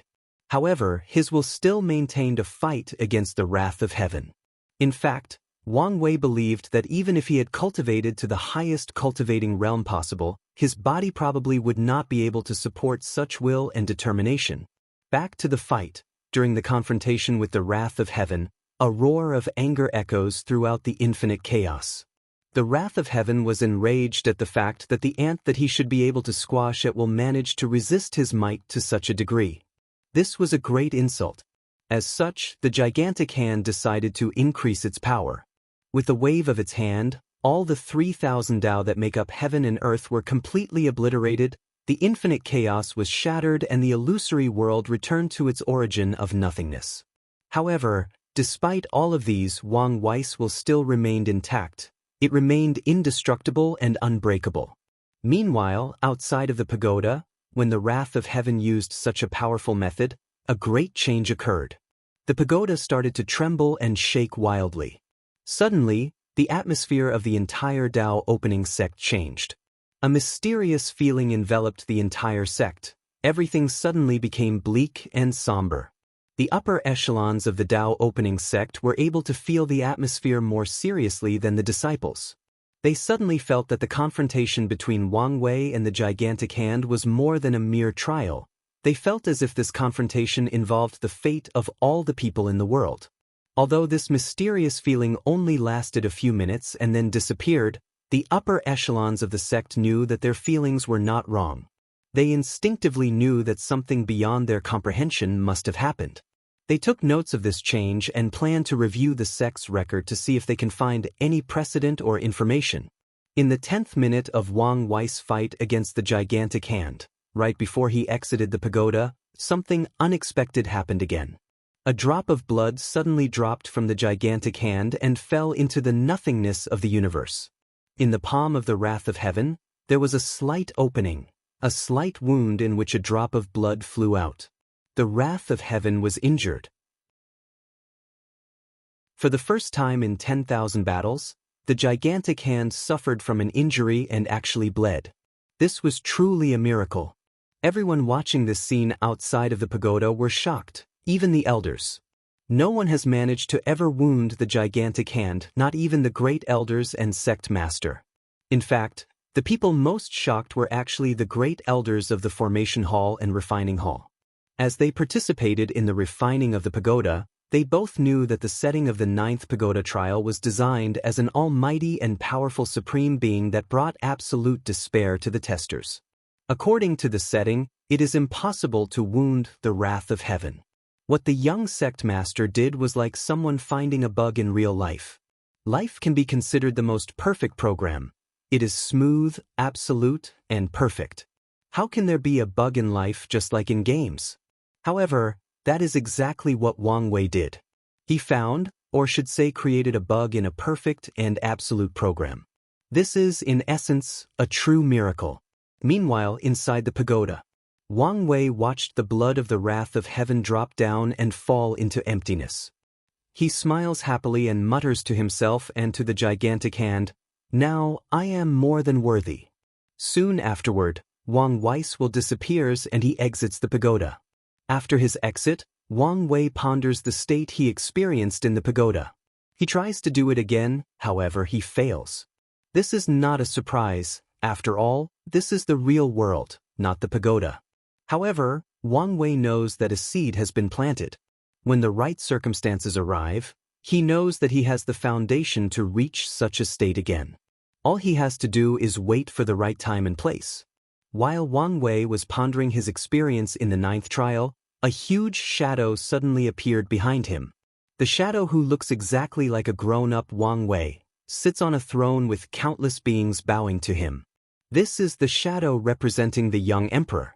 Unlike last time, the full figure of the shadow became transparent and a throne was added. When the shadow appears, an overbearing aura surrounds the whole Dao opening sect. All the disciples except for the contemporary sacred son kneel down and were forced to bow to Wang Wei. In fact, both the contemporary sacred son and the elders felt a very spiritual pressure forcing them to bow their head. Of course, due to the vast difference of cultivation level, they could ignore the pressure. However, imagine if they had to fight while resisting this pressure. This would be quite the difficult fight. Unfortunately, the shadow did not fully manifest. After Wang Wei finishes his pondering, the shadow disappears like an illusion. Upon waking up, Wang Wei sees a bunch of disciples kneeling and bowing to him, and he becomes shocked. Immediately, he thought of something and said, "You can all stand up." After hearing his words, all the disciples stood up and looked at Wang Wei with awe and reverence, and a little bit of fear. Upon seeing the change of emotions of the sect's disciples, Wang Wei knew that his prestige in the sect would reach a high time from now on. No one can shake his status from now on. Although he will still have to deal with some temptations in the future, as long as he deals with them in a timely manner, everything will be fine. Wang Wei then makes a gesture toward his head maid, who then holds him and flies toward the Wang family mansion. Wang Wei knows that the first step of his rise in the path of the emperor has been taken. All he needs to do is to slowly walk the path he laid out and prepares for the future. As long as he prepares as much as possible, then no matter the outcome, he can accept it and calmly says that he had tried his best. Chapter 37. The impact of Wang Wei's 9th trial lasted for more than a month. Throughout the Dao opening sect, many disciples kept discussing the mighty prowess of their young sect master, and they all had a happy smile on their face as they looked forward to a better future. They all hoped that their sect could have a new great emperor. Meanwhile, in the Wang family mountain, Wang Wei has been pondering what he learned throughout all the 9 trials. After passing each trial, he became a better person, a more qualified cultivator. The trial that affected him the most has to be the 5th trial. In that trial, Wang Wei almost lost himself. In order to acquire power, he was willing to do absolutely anything. He had no bottom line whatsoever. He was even willing to kill his own mother. Although he woke up at the last minute, he still had a lingering fear when he thought about how close he came to losing himself to power and becoming its slave. During this trial, Wang Wei's greatest fear since coming to this world manifested. He truly feared that during his journey to the throne of emperor, the cultivating world would slowly change him and turn him into a greedy and heartless monster that lust for power. After all, despite all the changes that has happened to Wang Wei the past 10 years, his essence is still a modern man who lived in a society of law and order. He has not truly blended into this world yet. In fact, today he is going to take another step to modify his way of thinking and also to prepare for his future. After his self-meditation, he proceeds to call his head maid Wang Ju, who is in fact from one of the Wang family branch lines. After a rigid and rigorous training process with more than 1,000 candidates, she was chosen to serve Wang Wei. Wang Ju walks into the room, bows and salutes, "Young master. Did you get what I asked for?" Answers Wang Wei directly. "Yes, just like you asked for. 10 heinous criminals from the mortal world are locked in the basement. Each of them have committed horrendous crimes like rape, murder of children, and even cannibalisms." After hearing Wang Ju's words, Wang Wei nods in satisfaction and orders, "You can leave now." Wang Ju slightly bows to him and proceeds to leave without asking any question. One of her training as a head maid and information agent is to never ask the superior any question. Things that she should know will be told to her. Things that she should not know, she does not dare to ask. That's the motto of every properly trained maid. If one day she ever crosses any of these 2 rules, she knows what awaits her is only death. After seeing his head maid leave, Wang Wei was even more satisfied with her. The Wang family trained her properly, and Wang Ju is actually quite capable. After taking a few breaths to calm down, Wang Wei journeys toward the basement. Today, he is going to do something to prepare for his future. He is going to take another major step toward his future. Today, he is going to personally see blood. He is going to kill. Although Wang Wei has committed many acts of mass genocide during the pagoda trial, however, things are actually different in real life. In the trials, he could internalize his actions by telling himself that this world is in fact just a mere dream, a very realistic illusion. That his actions had no real consequences, that the people in the illusion were nothing but NPCs in a game. As such, he did not really feel anything when he killed someone. However, reality is different from the illusion world of the pagoda. This time, he is going to take an actual life. As a person born in modern society with normal ethical views, how could he easily kill someone and shrunk it like it was nothing? Wang Wei remembers reading about the protagonists from the novels in his past life. Every time they first kill someone, they act as if it was nothing. It was as if what they had just done is comparable to daily drinking of water. These protagonists usually defend themselves by saying that the world is the law of the jungle, big fish preys on little fish. Although they are indeed right, the world of cultivation is indeed brutal. However, these protagonists just got into the world and they could immediately change their mindset like that. To Wang Wei, most of these protagonists were actually already mentally unstable.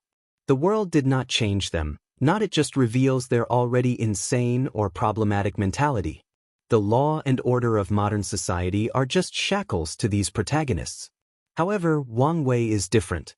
He was a normal human being with normal ethical views. Although he always has been a person of great determination, in many ways, he is still a normal person. Wang Wei continues to walk steadily toward the basement. Today, he must kill these prisoners. And it is not because of his moral views that evil must be eradicated. No, it was because his mentality needs to change. After spending so much time in this world, Wang Wei has realized that he is different from the children of this world. All the children of the same age as him have the mindset that killing is not morally wrong, but a way to display might and heroism. They grew up hearing tales of their father and ancestors fighting and slaughtering countless cultivators. And these parents instilled the idea that one day, they will do the same too. As a result of this, killing for these children is nothing at all. Wang Wei once watched a 5-year-old kill a servant for making a mistake. Although he tried to stop it, it was already too late. The servant was already dead by the time he arrived.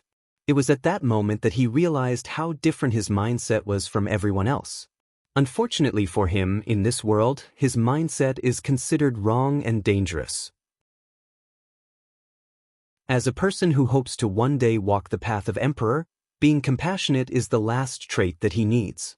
The throne of emperor is one made of blood and bones of countless cultivators. Knowing all of these, Wang Wei has long prepared to slowly set his mindset in the right place instead of directly being thrown into a situation in which he has to face his flaws unprepared. Wang Wei slowly enters the basement. Inside lies 10 men wearing tattered linen cloth with iron chains bitting both their hands and feet. A cloth is used to forcibly close their mouth and prevents them from speaking. Wang Wei slowly looks at each of them.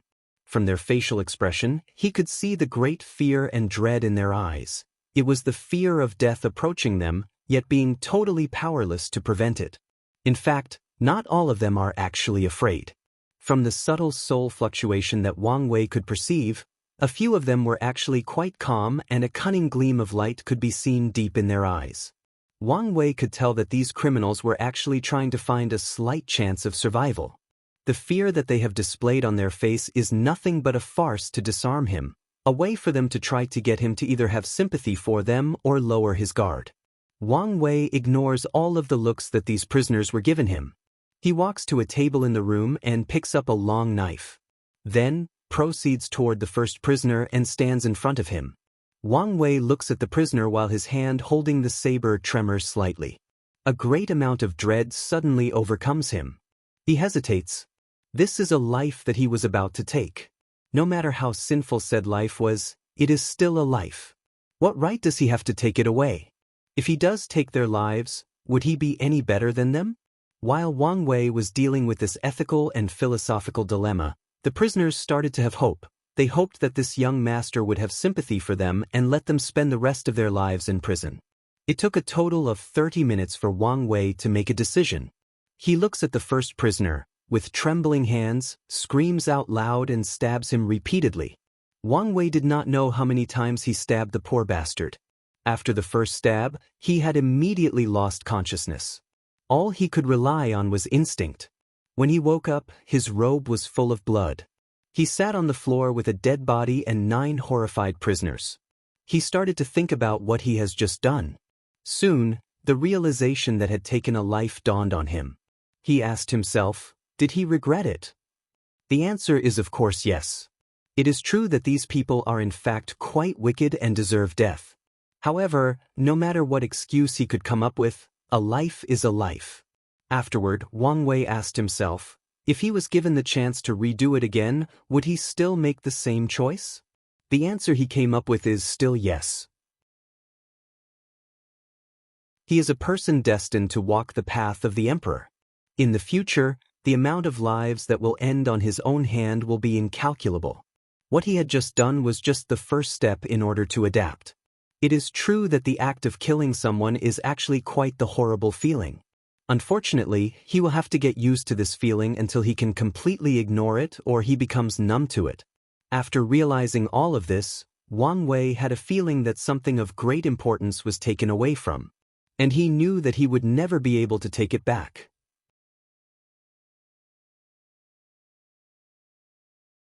Chapter 38. Soon after Wang Wei entered the basement, someone appeared in Tianwei Peak to report to Sect Master Wang Tian.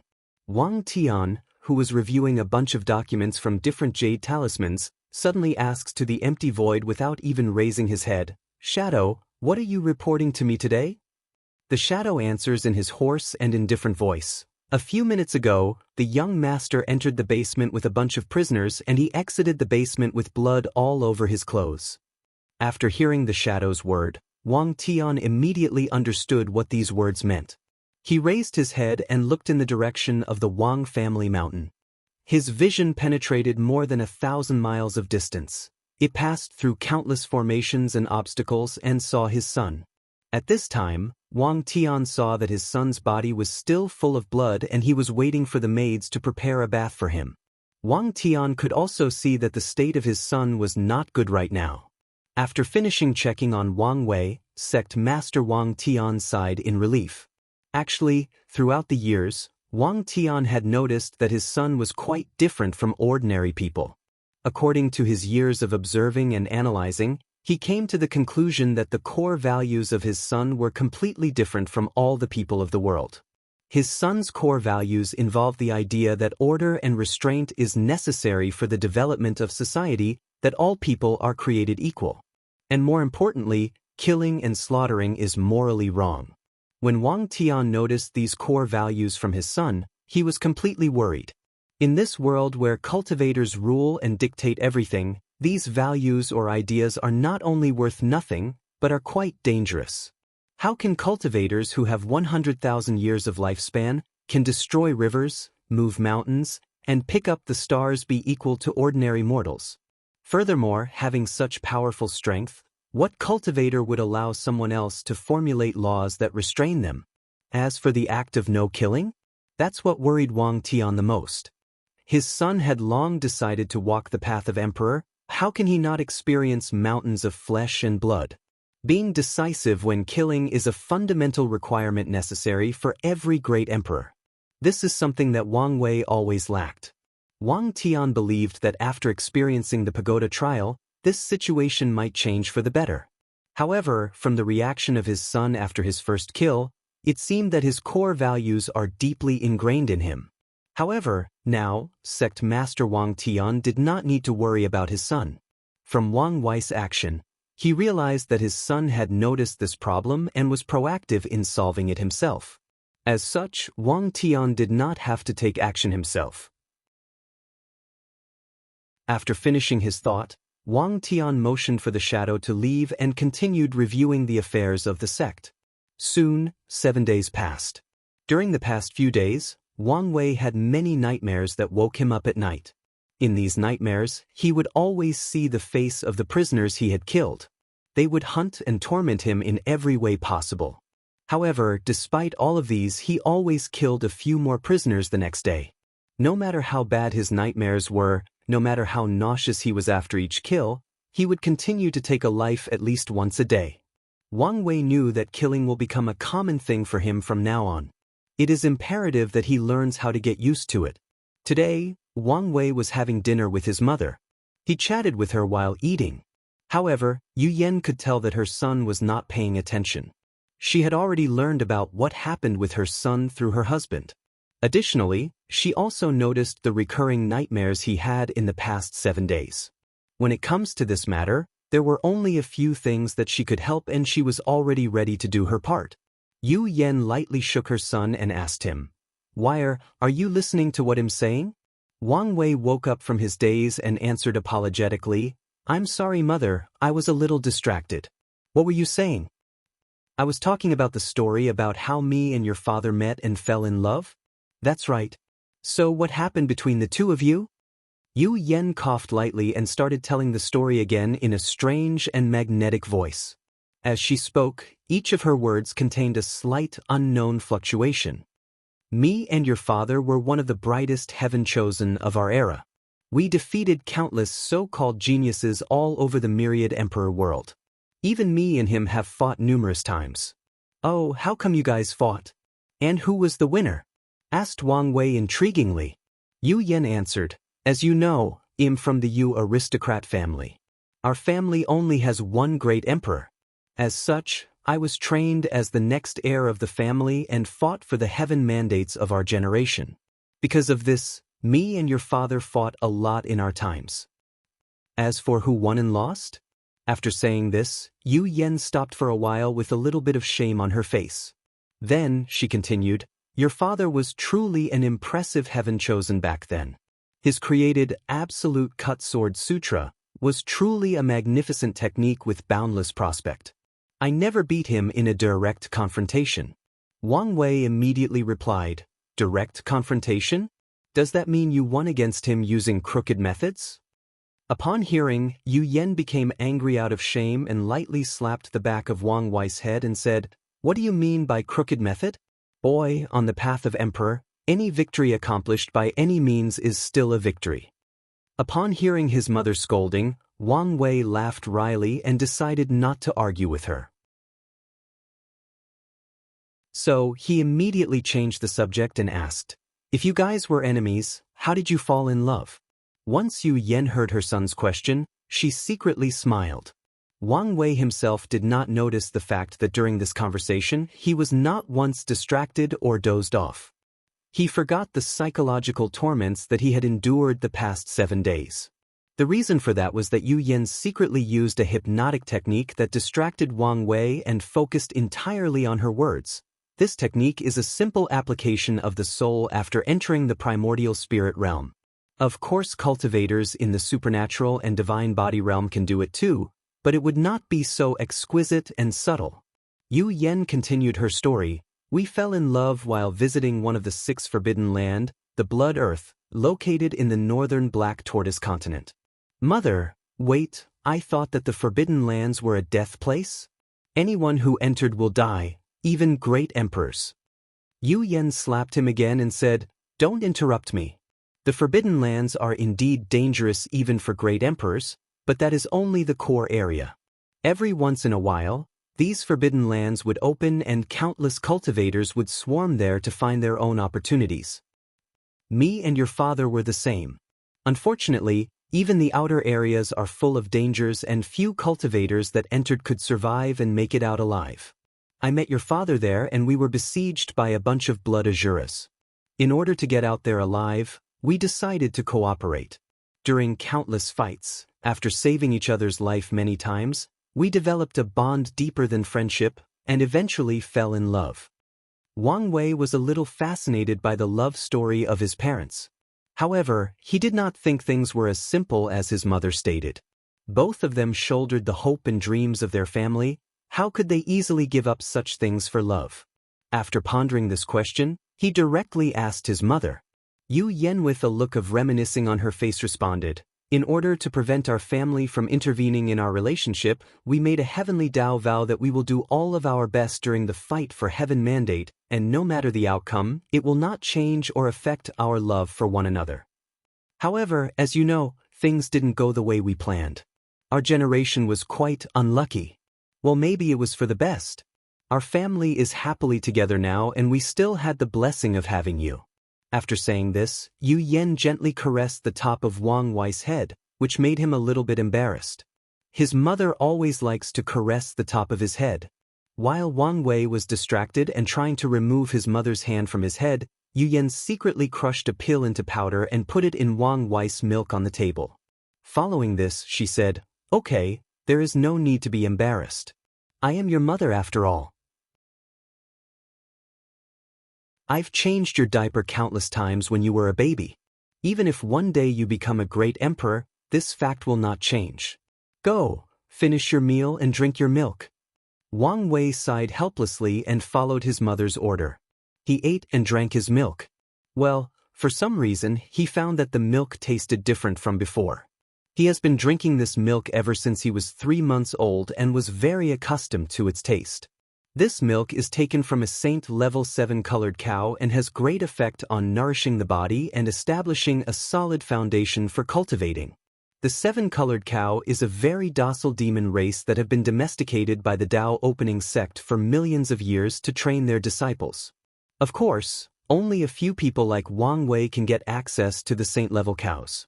Wang Wei continued drinking his milk and came to the conclusion that maybe he thought too much about it. The milk still tasted very delicious, better than anything he had tasted in his previous life. Maybe one of the maids added new ingredients to it to enhance the taste. After thinking about this, he left the matter to the side. After finishing his meal, Wang Wei went back to his room and prepared to take a bath and rest. Soon after his bath, Wang Wei had one of the best sleep of his life. He had no nightmare, no dream, no thoughts, just a deep and peaceful slumber.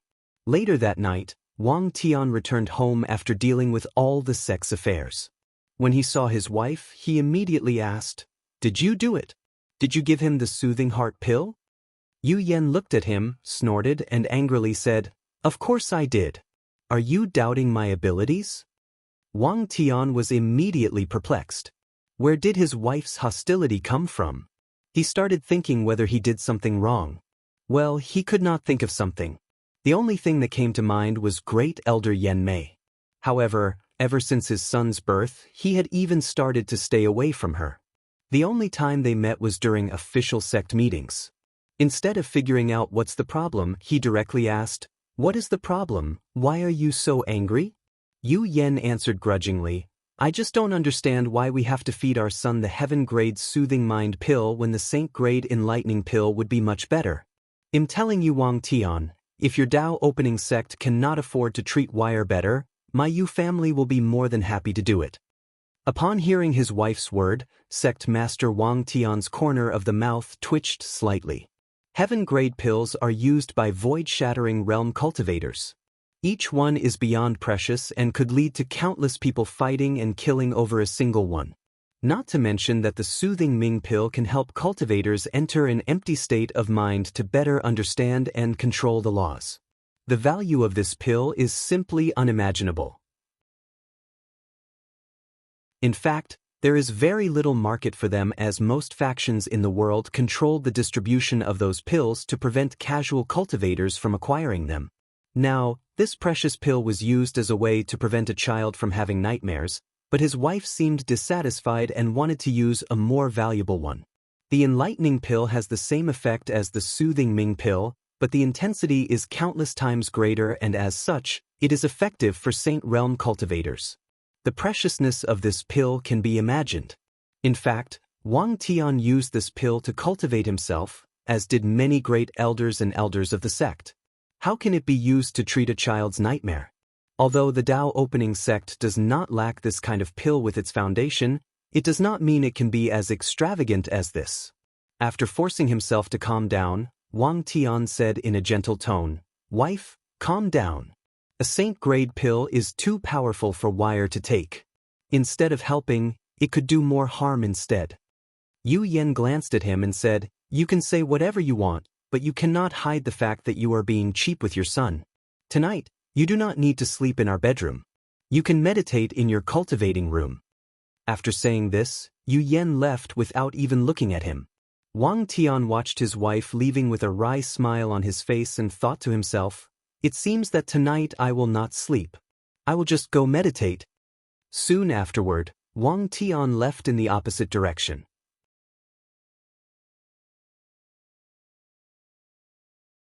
Chapter 39.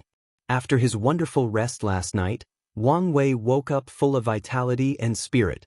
He had no nightmare, no haunting dreams of the people he had killed. He just slept peacefully. After waking up, Wang Wei started to ponder about the past 7 days. He asked himself, why is killing so wrong? Why was such a strong aversion to killing deeply ingrained into himself? To Wang Wei, such a strong ethical concept of right and wrong was not in tune with his way of free and unfettered. How can someone who aspires to reach the highest state of absolute freedom be restrained by societal constraints or shackles such as not killing people? To Wang Wei, the idea of not killing was actually ingrained in him by modern society as a way to better control the masses. Throughout the history of Earth, the act of killing was actually quite the normal act. Whether it was our ancestor who did it as a way to survive the wild or even throughout the Celestial Dynasty's history, killing was a way for people to not only defend themselves, but to display their superior status. It was only during modern eras that killing was declared wrong. Then, the government used education and law to morally and spiritually restrain the people and made them believe that killing was wrong. As a person who aspired to be free and unfettered, Wang Wei should never be restrained. He should never have any shackles on him, especially on his mind, on his way of thinking. The only shackles he should have are the ones he willingly placed on himself. After figuring this out, Wang Wei suddenly heard something break from his mind, and he felt his thinking more visible and clear. He felt that his soul was sublimated and his thinking even more active than it was before. Many things he did not understand became more clear. The many fears and indecisive thoughts he had became apparent to him. He knew where these thoughts came from and could control them. In simple words, Wang Wei had a better understanding of himself and could better control his emotions and his mind. After his sublimation, all his fears and dread about killing were gone. He had become more decisive when doing things from now on. Wang Wei knew that from this moment on, he would never have any more nightmares. He had taken one more step closer to his goal of being free and unfettered. After lifting the shackle of his mind, Wang Wei immediately realized that his previous state was quite wrong. His reaction against killing was too strong. Although as a modern man, he would be averse to killing, the situation should not reach the point of having nightmares for 7 consecutive days. His adaptability should be quite strong, especially after experiencing so much in the pagoda trials. His situation reminds him of people who faced heart tribulations or heart demons. However, such things as heart tribulation usually occurred to cultivators of the primordial spirit realm. How can it happen to a mortal like him? Well, things seem to be not so simple. Wang Wei took a note of what happened and hoped to find the answer in the library later on when he has time. Now, he had more important things to do. After his breakthrough in his state of mind, Wang Wei got up from the bed and had a maid prepare everything for his morning routine. Afterward, he called his head maid Wang Ju into the room. When Wang Ju walked into the room, he saw the young master sitting cross-legged on a futon. Immediately, Wang Ju noticed something different about the young master. In the past week, Wang Ju had noticed that the state of the young master was wrong. He always had heavy bags under his eyelids which indicate his lack of sleep. Wang Ju wanted to know what had happened in order to help, but he was warned by the sect madam not to intervene in this matter. As such, she did as she was told without question. However, today, Wang Ju noticed that there were no heavy bags under the young master's eyelids. Of course, that was not the most significant change or difference. In the eyes of the young master, she noticed a coldness, indifference, and decisiveness that was not there before. She was shocked by this discovery because the young master had changed so much in such a short period of time. In fact, in normal circumstances, it was very difficult for Wang Ju to notice such a drastic change of temperament from Wang Wei, as he was used to hiding his emotions and remaining calm. However, he had just had a change in his state of mind and had not quite adjusted yet. Furthermore, Wang Wei had decided not to always keep a poker face all the time and hide his emotion. This did not fit his philosophy of freedom. If he wants to show his emotion, then he will show it. There is no need to hide it unless he desired to. He had nothing to hide and nothing to prove to anyone. After seeing Wang Ju, Wang Wei asked her to report the information from the past 7 days. Since he was in a bad state, he had not listened to her during the past week. After finishing hearing her report and noticing that there was nothing important to take note of, he got down to business. Wang Wei then said to her, "Wang Ju, you did a good job keeping things in order during my absence in the past few days." Wang Ju bowed and responded, "Thank you, young master." Wang Ju was just doing her jobs properly. Wang Wei nodded slightly and continued, "Now, it is time to get things in motion. Go to my father and tell him that 3 days later, I'm going to invite Han Li to meet me and accomplish the previous abolished plan." After saying this, there was a cold and ruthless light that rapidly flashed from Wang Wei's eyes, then immediately disappeared afterward. Upon hearing Wang Wei's word, Wang Ju was shocked and her mouth was opened in O shape. As someone who was trained to always keep her emotion in check, this was indeed a big change for her. Wang Ju can be considered one of the people that spend the most time with Wang Wei. As such, she knows a great deal about him. From his habit to his preferences, from his temperament to his secret action, she knows all about it. As such, she knows a lot of his secrets, including his secret plan toward the #1 contemporary sacred son, Han Li. She also knows that the young master had shelved or stopped this plan because it could be quite detrimental to Han Li, and the young master did not want to hurt people from the same sect. However, now, the young master had changed his mind and decided to go on with this plan. How would she not be shocked? As a person who deals with information, she was used to creating profiles for people she met and distinguishing their habits and temperament in order to determine their actions. As such, she did the same for the young master. Of course, it was not to anticipate his actions, but to understand him and better serve him. She was one of the few people who knew that Wang Wei was actually quite the docile and gentle person who did not want to hurt anybody, especially for his own interest. However, now, things seemed to have changed. The young master was no longer the gentle person he used to be. Now, he seemed more ruthless and decisive. Maybe this was for the best, thought Wang Ju as she left the room and headed toward Tianwei Peak to meet the sect master and delivered the message.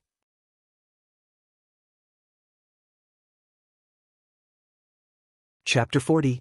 Wang Ju walked into Tianwei Peak and handed over the message of the young master to the sect master, bowed politely and left. The things that were about to unfold were not things that she could get involved with. The less she knows now, the better for her. She only has a little part to play in the grand scheme of things, nothing more, nothing less. When Wang Tian received his son's message, he was momentarily surprised, followed by a great deal of ecstasy. He knew that his son had crossed over a strong hurdle that would lead him to becoming a true powerhouse. Wang Tian muttered to himself with satisfaction, "Good, good. Enough with this woman's sissy compassion. If you wish to one day reach the top, you have to step on the bones of countless people." Afterward, a secret message was sent through talisman from the sect master to many elders and great elders of the sect. However, not all of them received the message. Following the talisman, a meeting of the highest secret took place in the Dao opening sect. Even Wang Wei and a few supreme elders have attended this meeting. 3 days later, Wang Ju flew to the mountain occupied by Han Li, the #1 contemporary sacred son. In this mountain, the spiritual energy was extremely abundant. The vegetation grew wildly, yet had a strange beauty to them. Despite being at a high altitude, the weather was warm and sunny like the end of spring and the coming of summer. There were countless servants that took care of every aspect of the mountain and the daily life of Han Li. In the middle of the mountain, there lies an ancient manor made of some special wood. However, unlike the sunny atmosphere around most of the mountain, The manor had a gloomy or bad-weathered vibe. There was a dark cloud hovering over it with thunder blasting in the back of the manor sporadically. The thunder was actually quite powerful, and as such, only a few servants could approach that area. The center of the thunderstrike was actually the place that Han Li cultivated. As a person with the heavenly thunder physique, the power of thunder was like an intimate friend to him. It was also quite beneficial to his cultivation. Wang Ju entered the manor and was received by a male servant.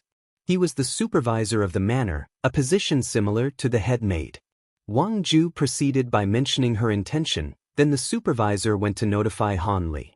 When Han Li learned that the head maid of the young sect master came to find him, he was a little shocked as he did not have any interaction with Wang Wei.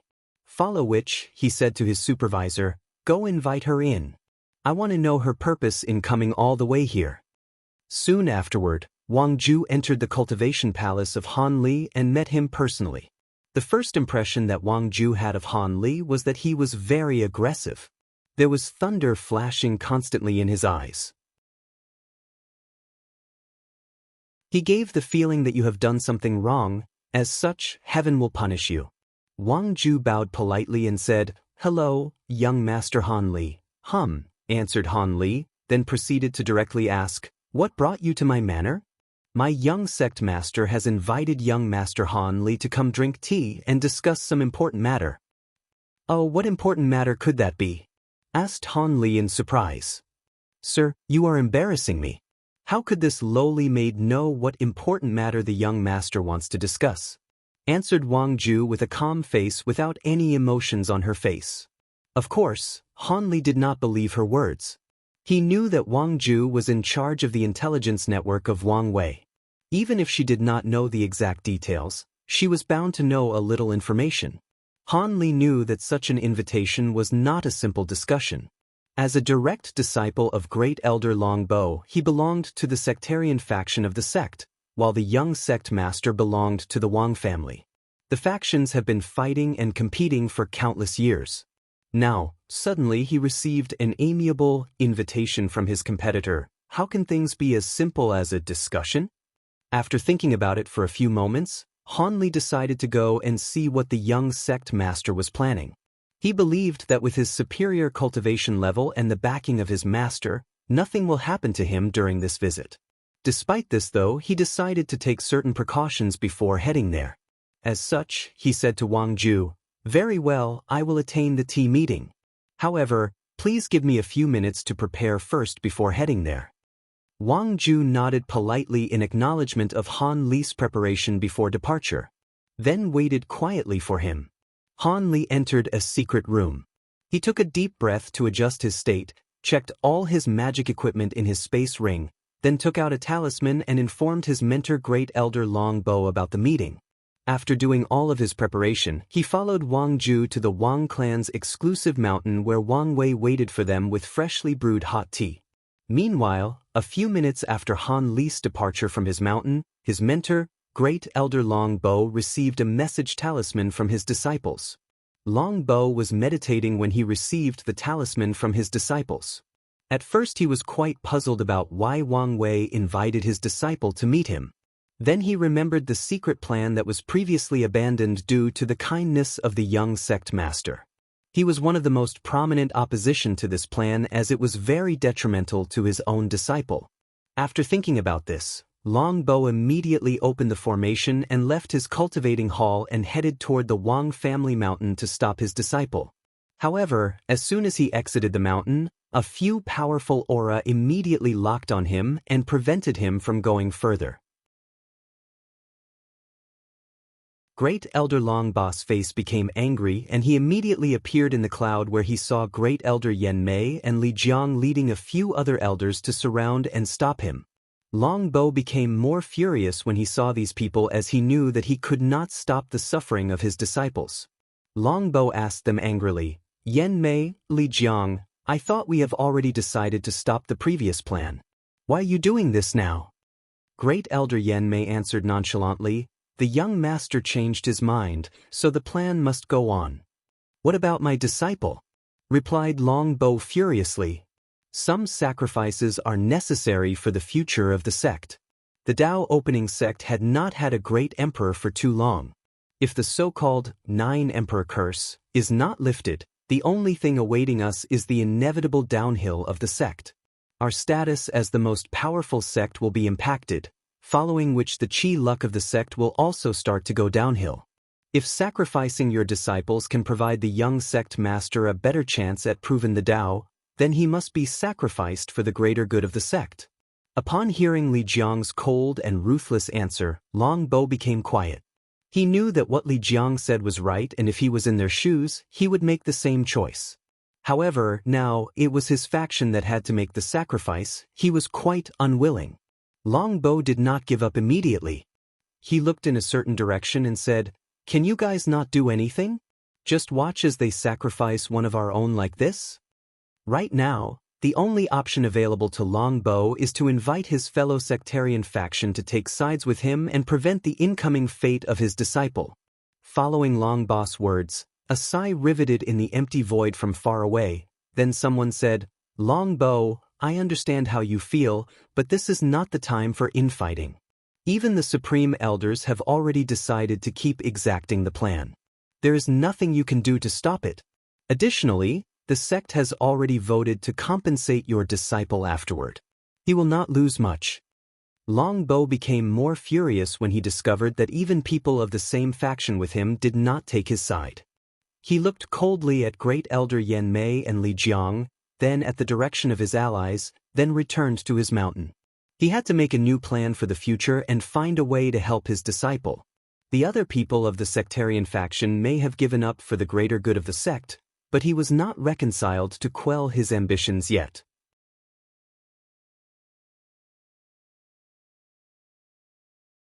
Chapter 41. The person who answered Great Elder Long Bo was actually Great Elder Fan Lei, who was in charge of the Tibetan Scripture Pavilion or the library of the Dao opening sect. He is also a member of the sectarian faction as Long Bo and Han Li. However, unlike Long Bo, Great Elder Fan Lei can be considered a team player. He has no problem putting the benefit for the sect before his own faction.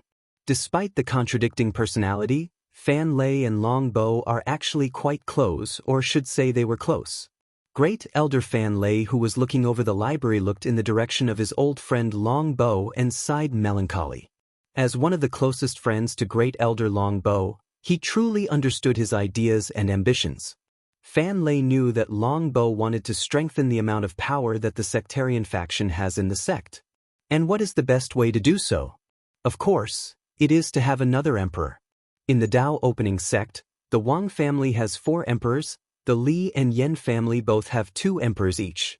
Only the sectarian faction only has 1 emperor. Long Bo believed that as long as their sectarian faction produced another great emperor under his watch, their power and speaking ability in the sect would increase dramatically. In fact, Fan Lei has long realized that Long Bo was quite the selfish person. He did not want another sectarian great emperor to appear. What he wanted was to personally train an emperor himself, then be able to take over power during the rise of said emperor. Unfortunately for Long Bo, it is extremely hard to raise an emperor properly, especially when you are on your own. Fan Lei and many other sectarian faction people have long realized that Long Bo did not have what it took to properly raise a great emperor on his own. In fact, even the person he chose had problems. During the past years, all the upper level of the sect have been paying attention to the growth of Han Li before the birth of the young sect master. Despite having the number 12 physique, the heavenly thunder body, Han Li's past result can only be evaluated as above mediocre. This fact was further proven to be true when his result in the pagoda trials came out, and even Li Jun could defeat him in many trials. As a result of this, the higher-ups of the Dao opening sect did not hesitate to decide to train Wang Wei for the next heaven mandate when they saw the vision he was born with. Luckily, Wang Wei's actions during the past decade have proven that they have made the right choice. The future of the Dao opening sect is looking quite bright and prosperous. Great Elder Fan Lei knew that his old friend Long Bo was in quite the dangerous situation, and he has not even realized it. The Dao opening sect has placed too much investment in this year's fight for the heaven mandate. If one day, they decide that Long Bo is a danger or instability for the sect's future, then the only thing that awaits Great Elder Longbow is his untimely death by the hands of his own sect. If Longbow keeps going on like this, that day will not be far off. Fan Lei sighed again when he thought about the possible future fate of his old friend. Meanwhile, in the Wang family mountain, Wang Wei and Han Li were having a very cordial chat over tea. Wang Wei kept asking Han Li about his experience throughout his cultivation journey due to the fact that he had never left the sect ever since he was born. And Han Li, affected by Wang Wei's charismatic and gentle smile, described all of his adventure with great boldness. Unfortunately, things did not remain amicable for very long. On their sixth pot of tea, Han Li started to feel drowsy.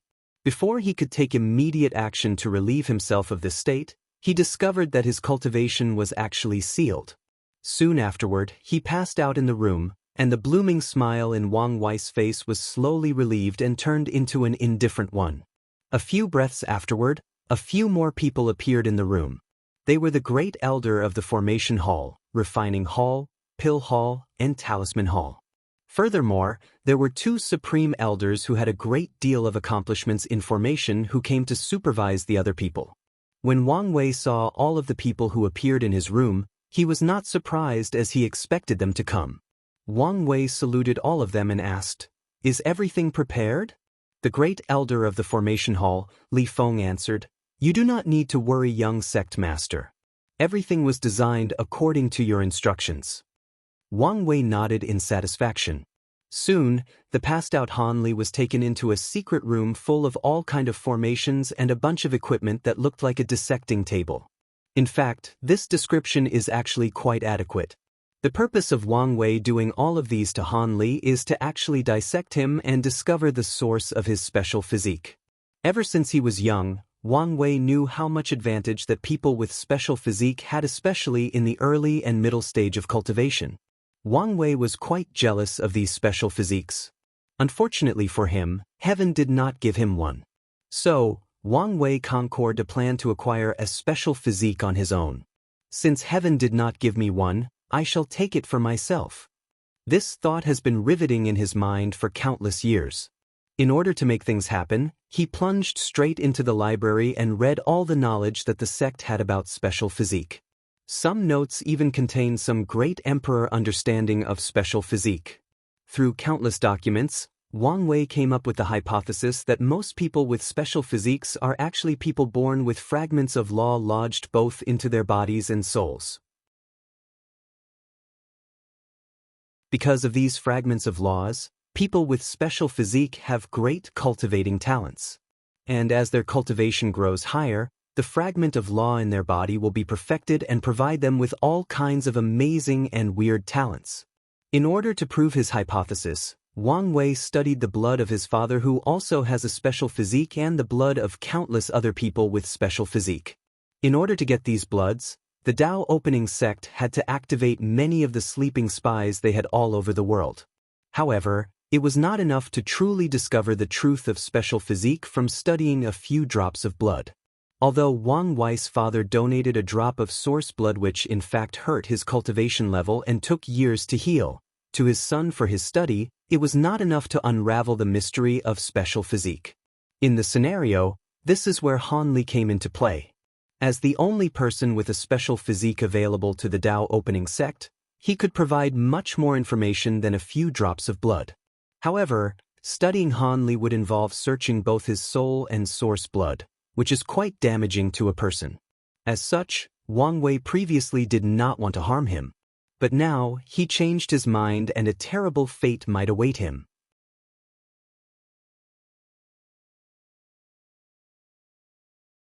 Chapter 42. Inside a secret room, Han Li's body laid unconscious on a bed with blood all over the floor. His state was not ideal right now. His skin was opened vertically from his skull all the way to his feet. All of his internal organs and exoskeletons were visually exposed to the outside world.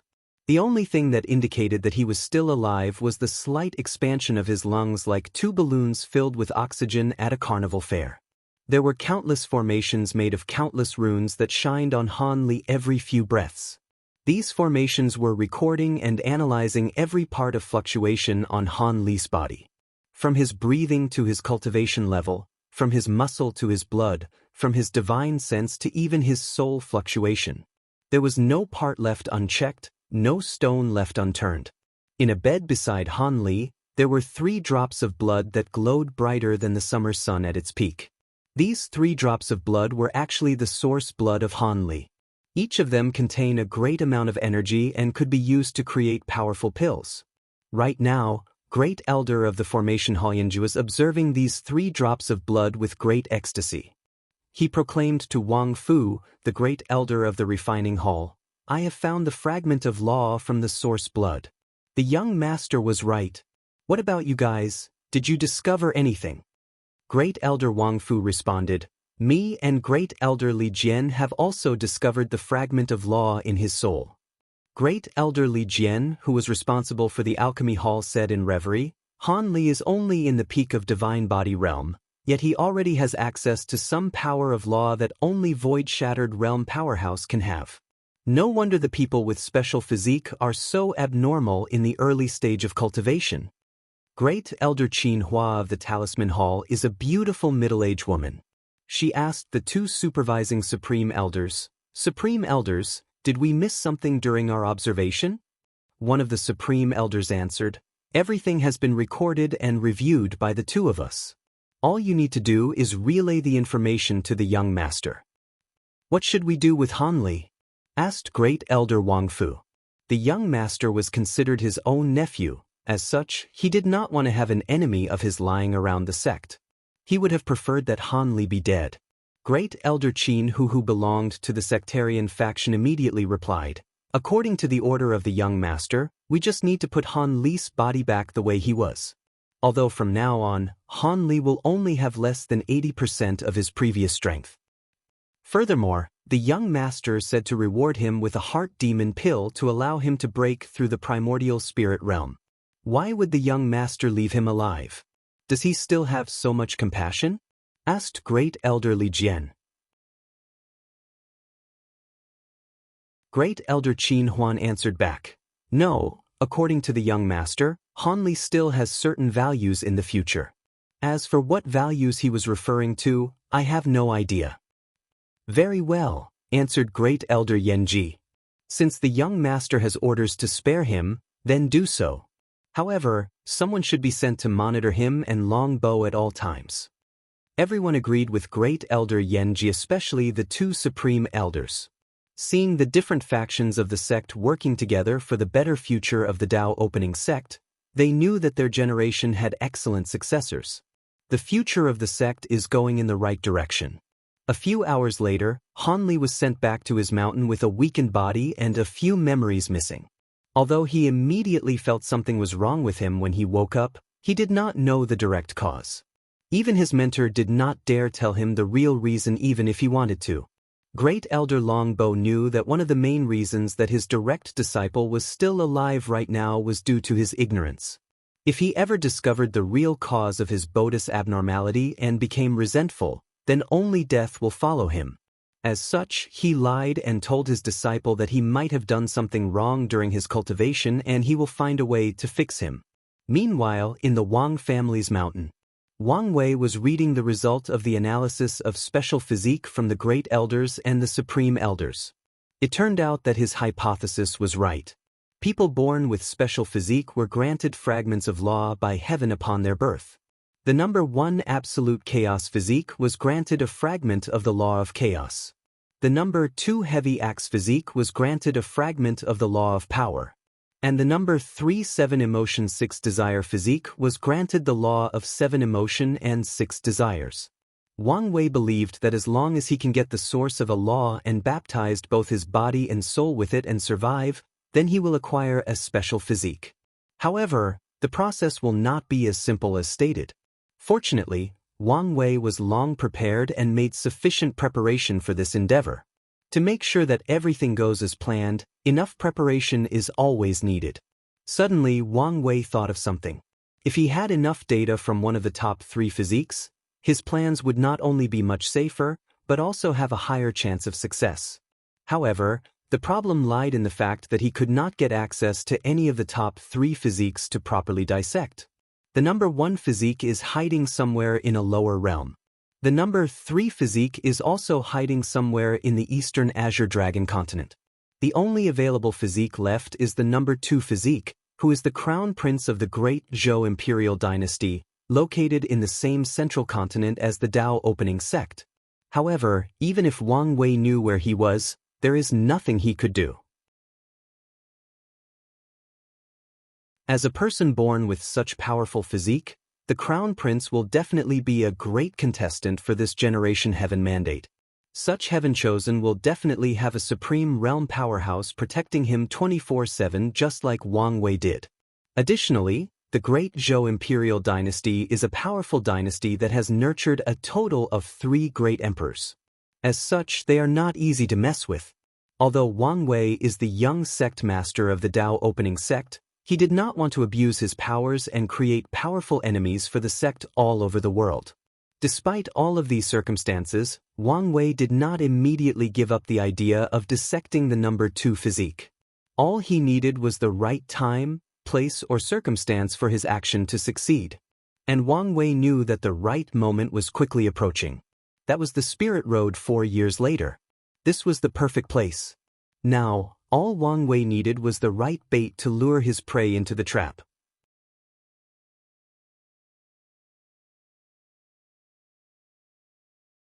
Chapter 43.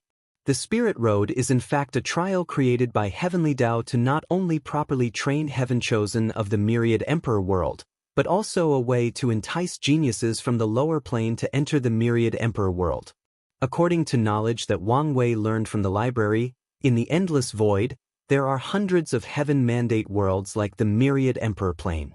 Each Heaven Mandate plane, which is a plane who has the power to give birth to a great emperor, is made up of a community of countless worlds that take said Heaven Mandate plane as its center. In each community, there are countless Great Thousand Worlds, Middle Thousand World, and Lower Thousand World. All these worlds combined together can be called the lower plane. Of course, it does not mean that the Myriad Emperor world is in charge of these worlds. No, there are so many worlds out there, some have not even been discovered. However, the Myriad Emperor world can be considered the ruler of the community it is currently located in. In the Myriad Emperor world, mortals usually start to cultivate between the age of 15 to 18 years. These years are the optimal age when both the mind and the body have matured enough to start cultivating without leaving any hidden dark injuries. Before each generation starts to cultivate, there is an event that usually takes place, the Spirit Road. The Spirit Road is a secret realm organized by Heavenly Dao itself where Heaven Chosen are left to fight, survive, and kill each other alone for a whole year without any cultivation level or any help from the outside. As long as you enter the Spirit Road, your cultivation will be completely stripped or sealed and you will not be able to cultivate for a whole year. Participants cannot use any kind of weapons or help from the outside. The purpose of the Spirit Road trial is in fact to hone the killing and survival instinct of every geniuses. More importantly, during the year-long slaughter, these Heaven Chosen can actually plunder the chi luck of each other. The more a person kills, the more luck he can gather. It is totally normal for a person's chi luck to go from a carp fish to a true dragon, or from a red color chi luck to a purple color. Of course, the participants still cannot achieve a chi luck of purple gold. Additionally, the secret realm that the Spirit Road trial takes place has countless opportunities left over from different battlefields throughout the Myriad Emperor plane. It is possible for someone to be lucky enough to acquire quasi-emperor artifacts or even an emperor-level scriptures. Although these two things are actually quite rare, it's not unheard of people acquiring these things from the Spirit Road. Because of the Spirit Road's ability to raise Heaven Chosen, many factions will send their disciples to participate in the trial. In fact, Heavenly Dao will also scatter trial tokens throughout many worlds in the lower plane to invite either geniuses or lucky ones to participate in the trial. That way, these geniuses will have a chance to enter one of the sects or factions of the Myriad Emperor plane based on their performance. In fact, many great emperors were born from the lower plane and got their chance at the Heaven Mandate through the Spirit Road trial. Of course, these people from the lower plane still need an identity token to be able to participate in the fight for the Heaven Mandate. And how do they get the identity token? Of course, from the powerful sects or families in the myriad emperor world. These factions have gone through great length to prevent people from the lower plane from becoming great emperor without their support. No matter how talented a person from the lower plane is, without an identity token, he or she cannot participate in the fight for heaven mandate. So, even if they do not want to, they have to attach themselves to a powerful force if they want a chance to proclaim themselves emperor. Wang Wei notices that this year's Spirit Road is quite different. Due to the fact that the top 3 physiques appeared at the same time, this year's Spirit Road should be a festival fest of powerful heaven-chosens slaughtering each other like gladiators locked in a caged arena. However, things seem to be the opposite. The number 1 physique seems to be still somewhere in the lower plane, the number 3 physique is nowhere to be found. And the number 2 physique showed no desire to participate in the trial 4 years later. Everyone seemed to ignore the Spirit Road this time, which is in fact bad news for Wang Wei, who actually wanted to meet the top 3 physique to further his plans. In the Wang family mountain, inside the main courtyard, Wang Wei called his head maid Wang Ju for a meeting. Upon seeing her, Wang Wei asked her to hand over all the information she had of the number 2 physique. Wang Wei read the information. Ji Song, male, 12 years old, heavy axe physique, crown prince of the Great Zhou Imperial Dynasty. When he was born, there was a vision of a giant slaughtering countless demons and gods with an axe. Personality, he is rash and arrogant. Prefers to use his strength to solve most problems. He has an older brother named Ji Su who he loves very much. Despite the fact that his eldest brother has been deprived of the right to the throne due to his birth, the relationship between the two is actually quite harmonious. The eldest brother has no problem supporting his younger brother. After reading the information, Wang Wei begins to ponder. Based on the information at hand, he came to the conclusion that Ji Song is the kind of person who will rush to any kind of situation as long he believed it was beneficial to him.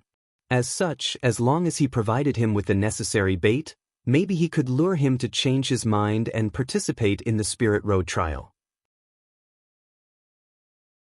Wang Wei suddenly asked Wang Ju, "What do you think the Great Zhou Imperial Dynasty would do if they heard a rumor that there was a complete version of the ancient desolate body-refining scripture in the Spirit Road trial, and that our Dao opening sect was sending me personally to retrieve it?"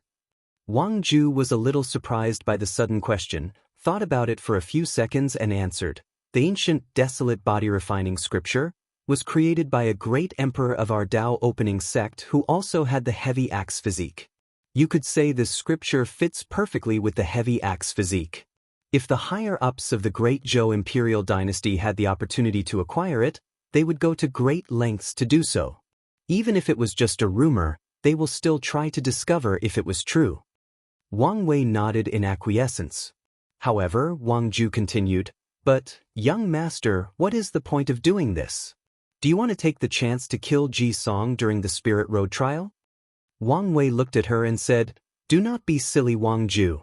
You should know although the Spirit Road trial claimed to be fair, and without any outside influence, the truth of the matter is that every heaven chosen raised by powerful groups like our sect have secret techniques implanted on them that would save their lives if they ever faced true mortal danger. It will be nigh impossible to kill Ji Song during the trial." Upon hearing this, Wang Ju nodded in agreement. Then she thought of something and asked in shock, "Young master, do you want to do the same thing you did to Han Li to Crown Prince Ji Song?" Wang Wei responded positively, "Yes. The top 3 physiques are actually quite special in nature compared to the others. If I had enough knowledge about them, then when I execute the plan to acquire my own special physique, not only would my chances increase exponentially, but there is also a chance to acquire a physique that is on par with the top 3. Wang Ju nodded while listening, then she answered, "To pull up a plan of this magnitude, young master, you should probably enlist the help of the sect master and the great elders." Wang Wei agreed with Wang Ju's caution. He knew that this plan is quite feasible and the elders will be more than happy to help him. However, the Spirit Road is still 4 years away, and there are other things to be done before then.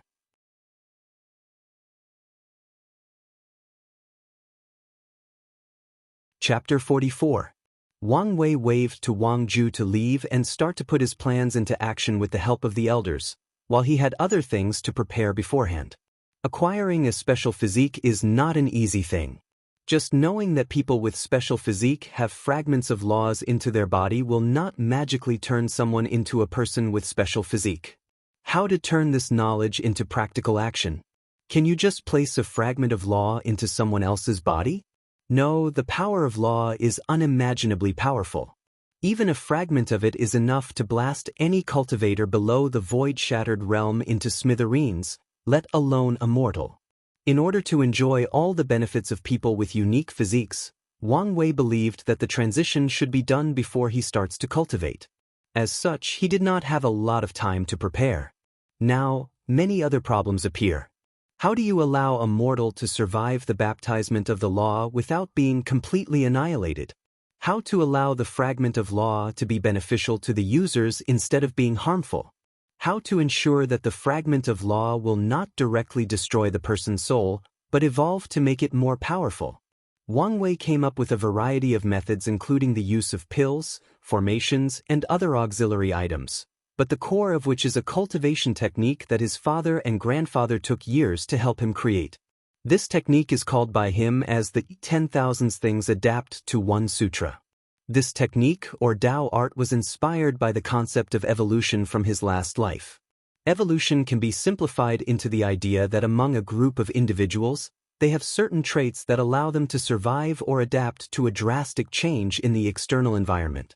The surviving individuals then reproduce and pass on the trait that allowed them to survive the change in environment to the next generation.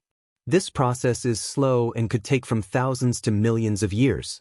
The idea that Wang Wei had when creating this cultivation technique was to take the concept of adaptation in natural evolution and turn it from a passive evolution to an active evolution.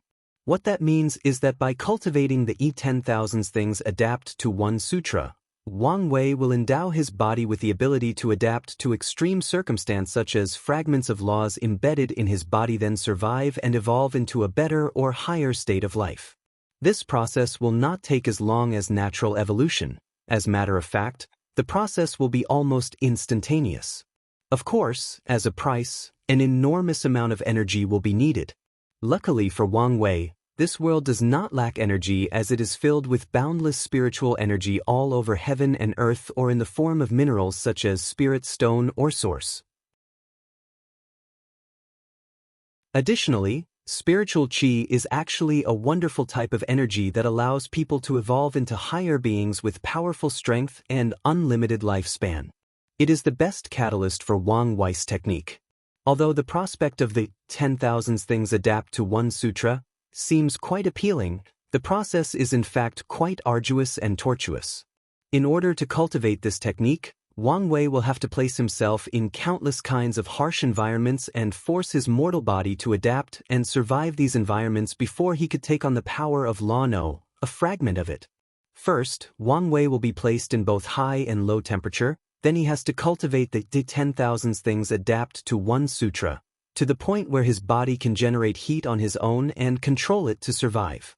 His body has to be able to generate enough heat to keep him warm in extreme cold, and lower the temperature during extreme heat. Furthermore, his body has to adapt to be able to generate enough moisture to keep him hydrated during extreme heat. Another step in cultivating the 10,000 things adapt to one sutra is that Wang Wei has to place himself in a vacuum environment similar to space from his past life without any oxygen to breath. During this process, Wang Wei's body has to evolve to be able to breathe internally without outside interference, and to be able to use other kinds of energy in the environment to produce enough glucose for the body to function properly.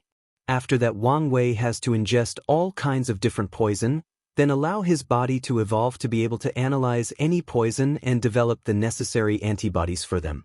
In fact, every cultivator will have these qualities as long as they reach a certain cultivation level. What Wang Wei has to do is to acquire them beforehand, before he starts to cultivate.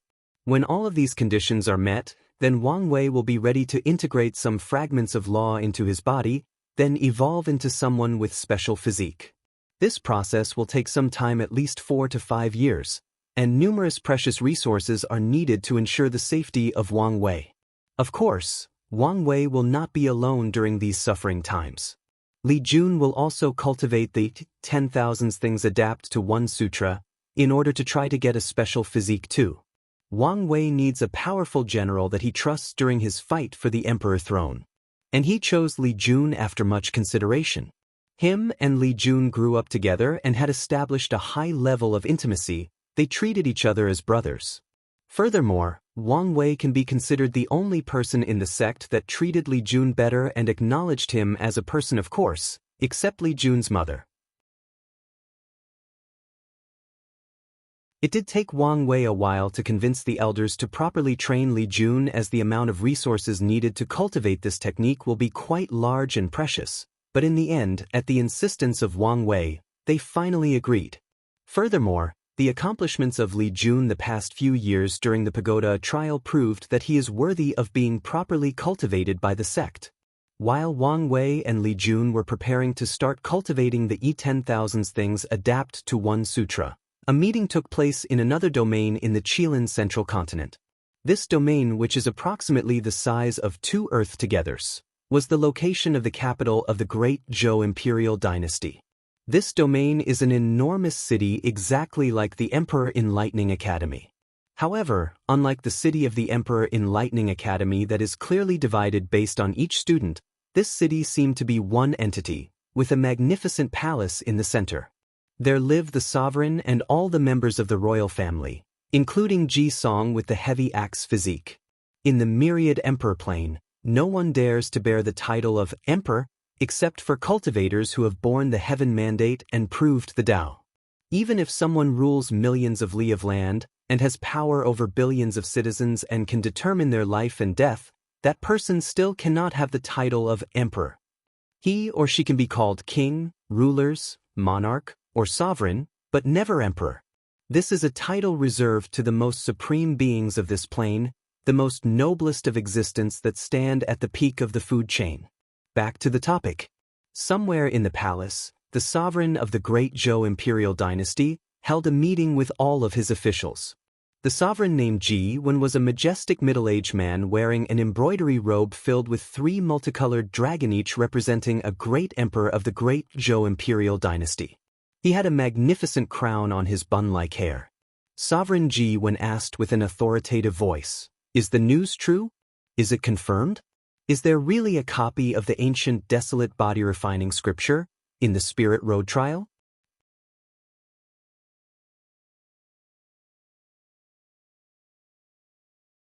Chapter 45. Inside the royal palace, many ministers of the Great Zhou Imperial Dynasty started discussing the information that their spy agency just received. After hearing the question asked by His Majesty Ji Wen, the room immediately became quiet. Everyone started to think about the issue and the proper response to the situation at hand.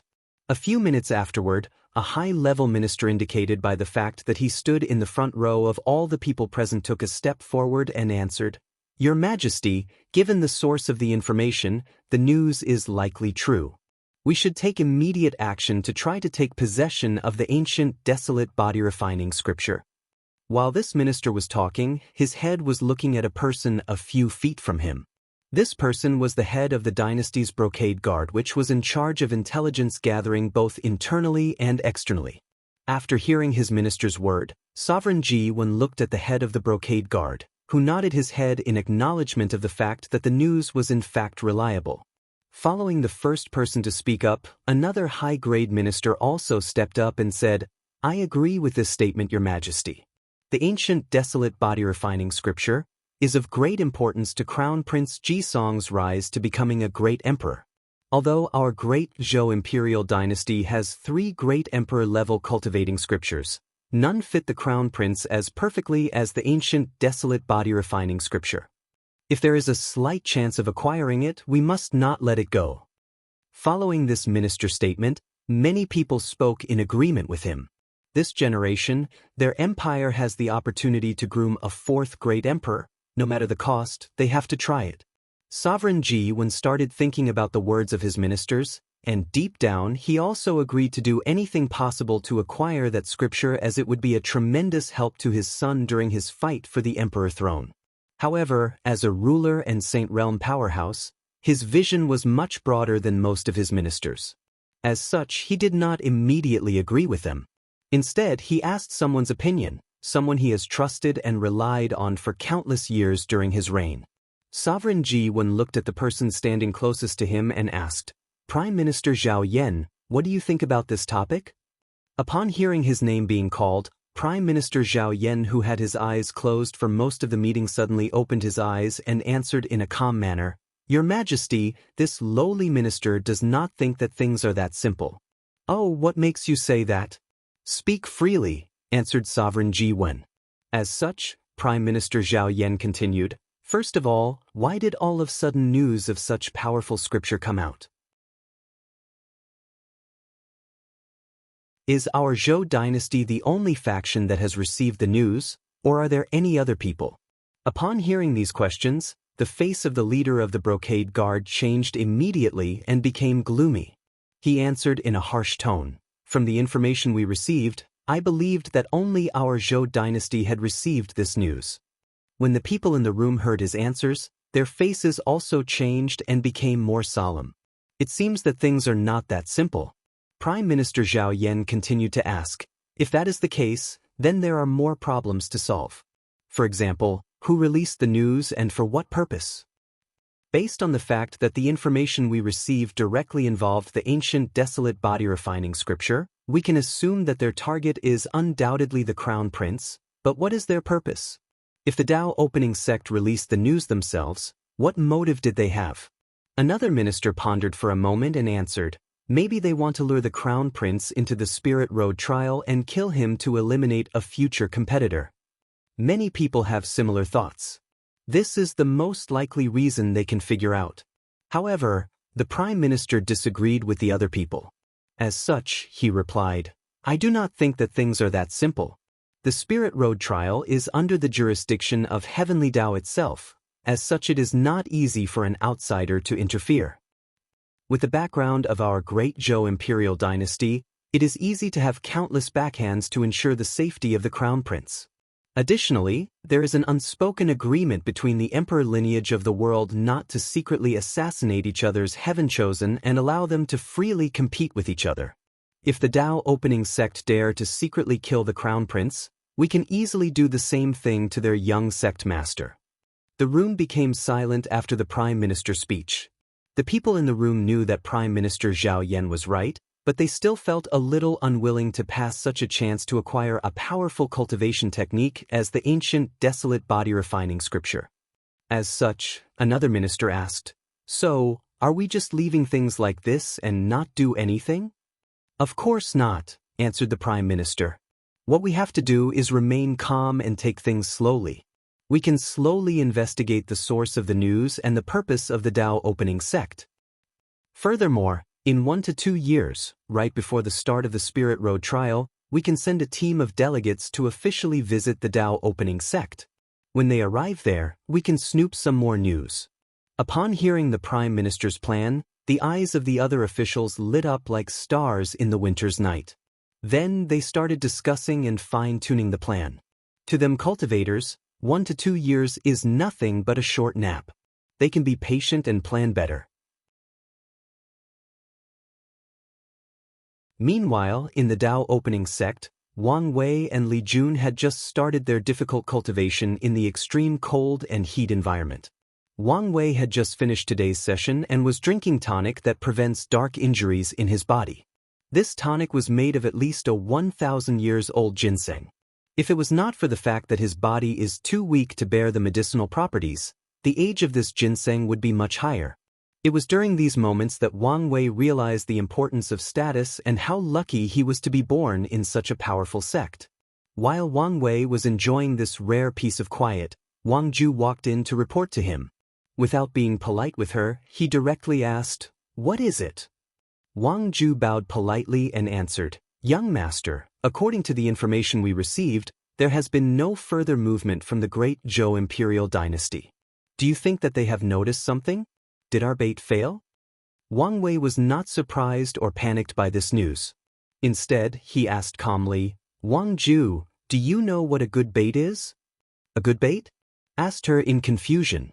Wang Wei smiled cunningly and continued, "A good bait is not just something that your target wants or desires. No, a good bait is something that your target knows is a bait, but still desperately go after it. No matter the process, the end result will always be a hooked fish."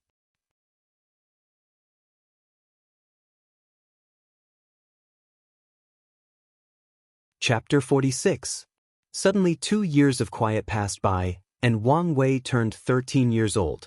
In the past 2 years, the Dao opening sect seemed calm and quiet on the surface.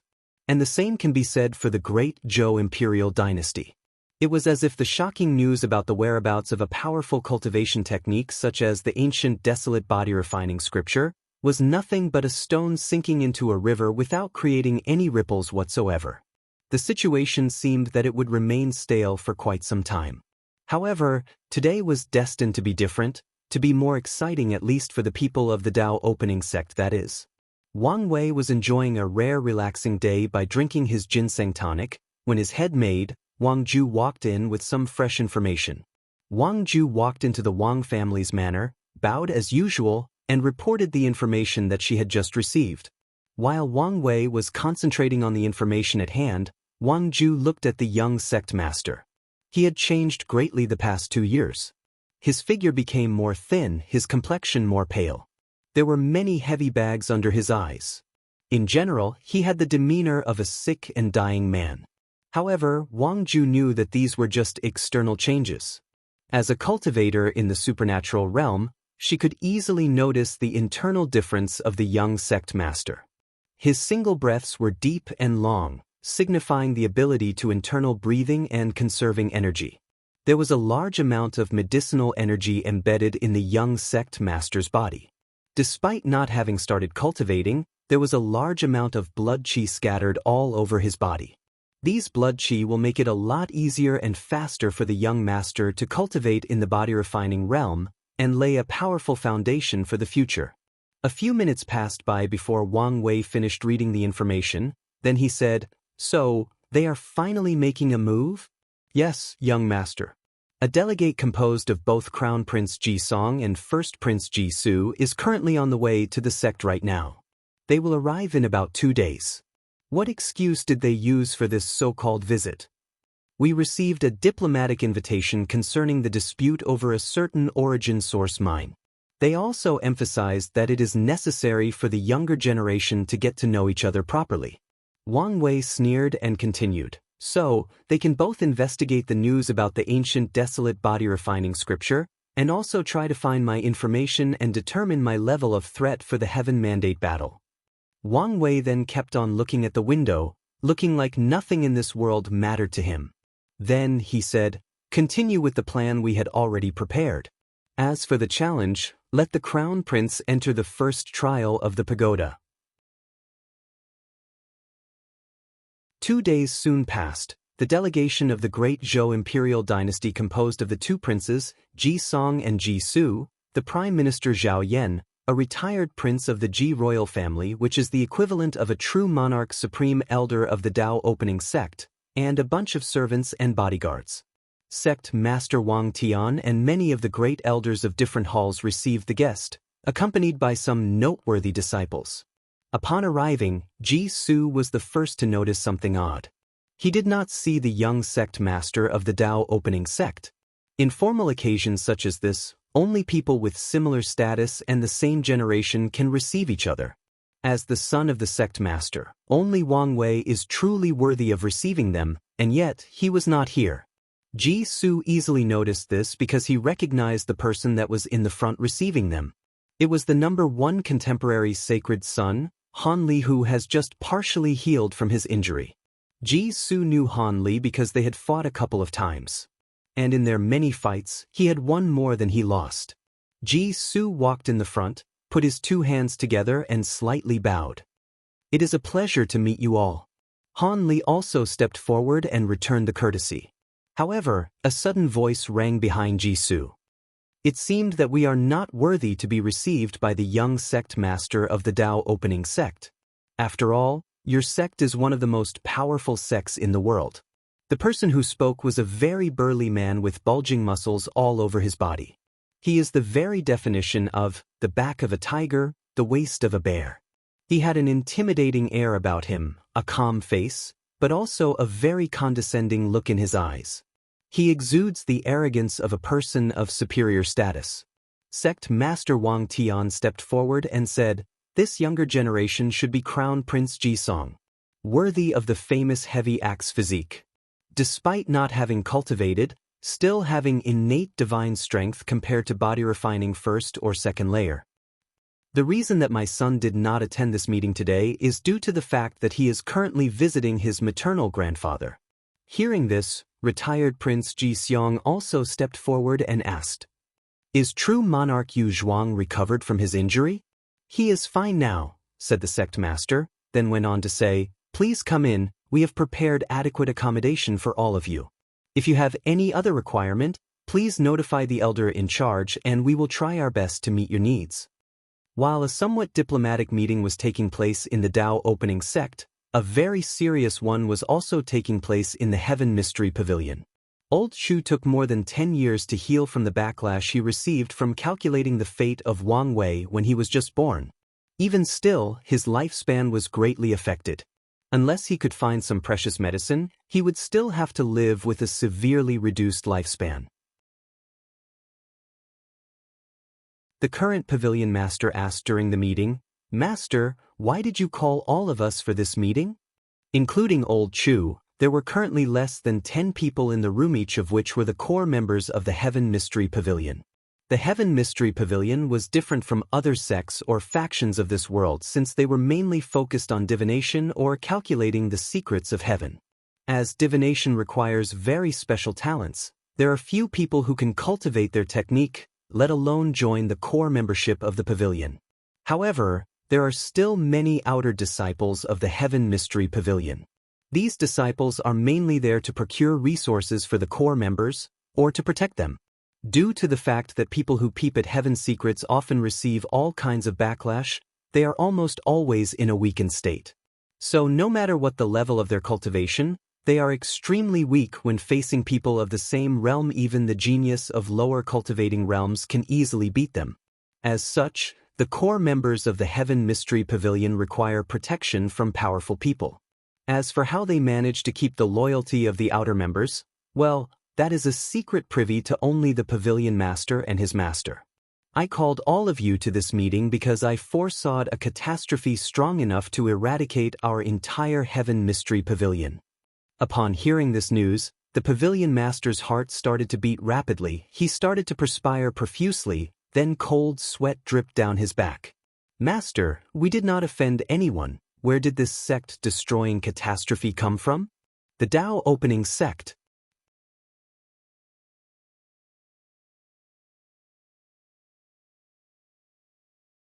Chapter 47. Inside the meeting place of the Heaven Mystery Pavilion, only the sound of the swaying wind could be heard. The room started to heat up due to the vapor of untouched hot tea slowly evaporating inside the small courtyard. Pavilion Master Zhu Tai rapidly swallowed his cold tea with trembling hands, then proceeded to take many deep and long breaths. "Inhale. Exhale. Inhale. Exhale." He asked, "Master, did you calculate the reason? And what should our next step of action be?" "Supreme Elder, we did not offend the Dao opening sect and had no enmity with them. Why did they want to destroy us?" "I did not manage to calculate their reason for taking action against us," said Old Chu. "As for our plan of action, we only have 2 variable options. First is to ask help from our allies and see if they are willing to help or at least put pressure on the Dao opening sect. The second option is when the time arrives, try to be as submissive as possible.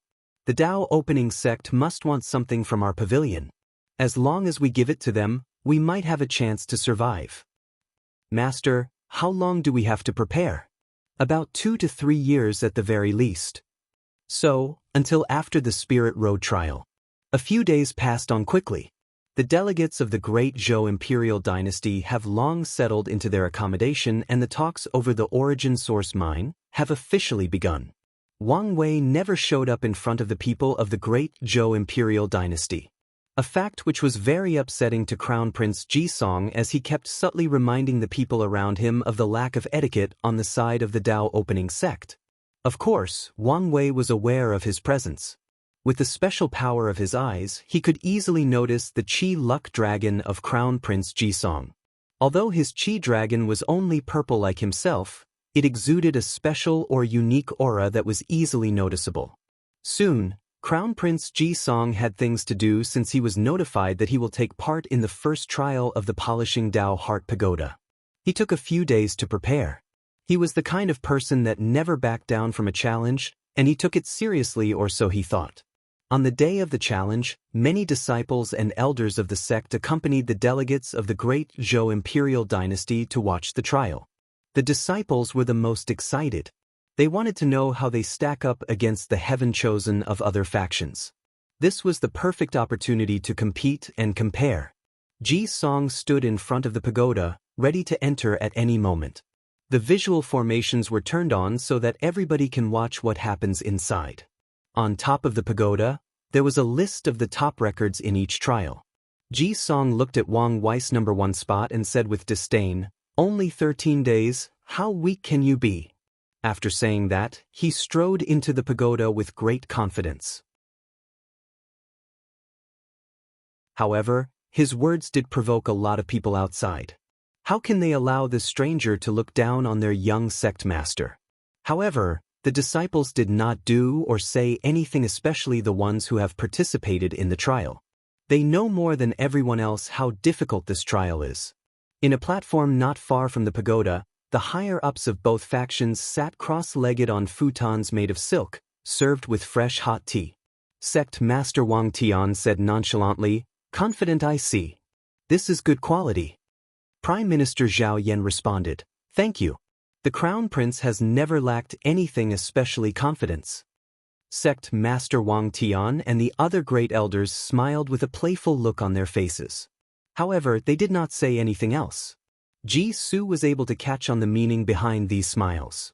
As such, he had a feeling that things might not be as simple as it seemed. However, he soon calmed himself down. He had a great deal of confidence in his younger brother's heavy axe physique. Meanwhile, Jisong was having a hard time in this test. Upon entering the trial, the first thing he noticed was the fact that his proud heavy axe physique was gone, or to be precise, ineffective. All of his innate divine strength that he was proud of are all gone. He frowned, but still continued on with the trial. He walks in this endless desert supported by his will only. Jisong lasted 4 days before he gave up and exited out the pagoda. His record was much higher than Han Li on his first trial, but it was way worse than Li Jun's whopping 8 days, or Wang Wei's 13 days. The challenge was actually quite lackluster.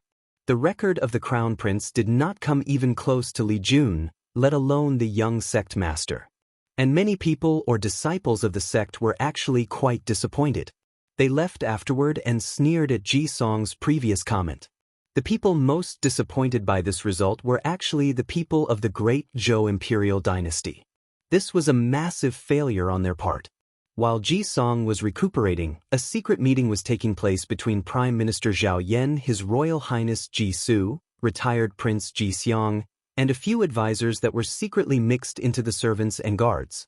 "Sewer," asked retired Prince Ji Xiang, "you have been frowning for quite some time.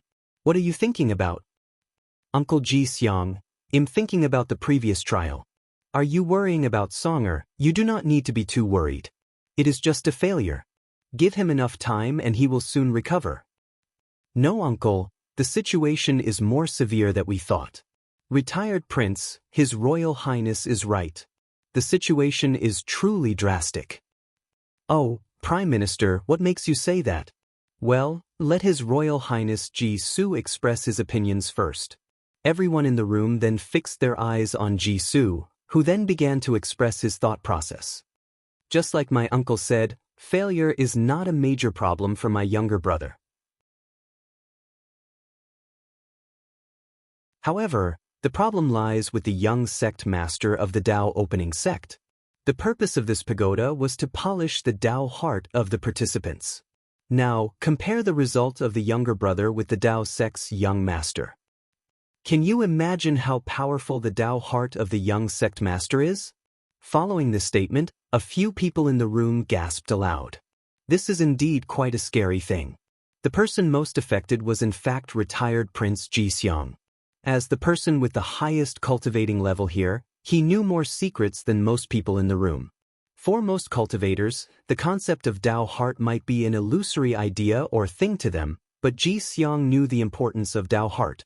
Without the proper Tao heart, it is impossible for a person to reach the supreme realm, let alone bear heaven mandate and prove the Tao. In fact, even great emperors have to have a strong enough Tao heart. Do not think that as long as you acquire the heaven mandate, then you automatically can become a great emperor. No, if you wear the crown, then you must bear the weight. The same concept applies to the heaven mandate. Xianxia knew those cultivators who acquired the heaven mandate, but did not have the necessary Tao heart to bear it are referred to as pseudo-emperors. However, these people are still unimaginably powerful compared to the supreme realm true monarch that people still call them great emperor. Of course, these knowledge are considered the highest secrets of this world. Only when someone reached a certain cultivation level that they might be privy to said information. While everybody was still processing this news, Prime Minister Zhao Yao reminded them, "Do not also forget that this pagoda trial has at least 9 layers. We can only imagine how powerful or effective the other trials are. Prime Minister Zhao Yan, you should notify His Majesty of the situation here." A few days passed after the secret meeting. Prime Minister Zhao Yan was standing in front of a formation, while seemingly talking to somebody else on the other side. "Your Majesty, the Tao opening sect refused to let us participate in the pagoda trial again, let alone witnessing the other 8 trials. I figure things would not be so simple. In that case, we will offer that material to them as bargain chips." "Are you sure of this, Your Majesty? This material is very rare and precious. Compared to the possibility of a future great emperor, what is the worth of a rare material?" "As you wish, Your Majesty. The Tao opening sect will probably not allow Songer to participate in all 9 trials. Try to negotiate as much as possible. But my bottom line is at least 3 trials. One last thing, tell Songer that if he could not achieve a satisfactory result, then I'm taking away his status as Crown Prince." Prime Minister Zhao Yan was visibly surprised. As the person who knew His Majesty the best, he could tell that he was serious about this announcement. However, he could also realize the reason for it. This trip to the Tao opening sect was an eye-opener for the high level of the Great Zhou Imperial Dynasty. During the past 10 years, everyone in the dynasty has been marveling at the fact the Crown Prince was born with the heavy axe physique. They all believed that the future 4th emperor of the empire will be born this generation. However, the catastrophic result of the last trial was a major wake-up call for all of them. There is a brilliant and grand time coming. Nothing is set in stone. Any wrong step could lead to forever being left behind.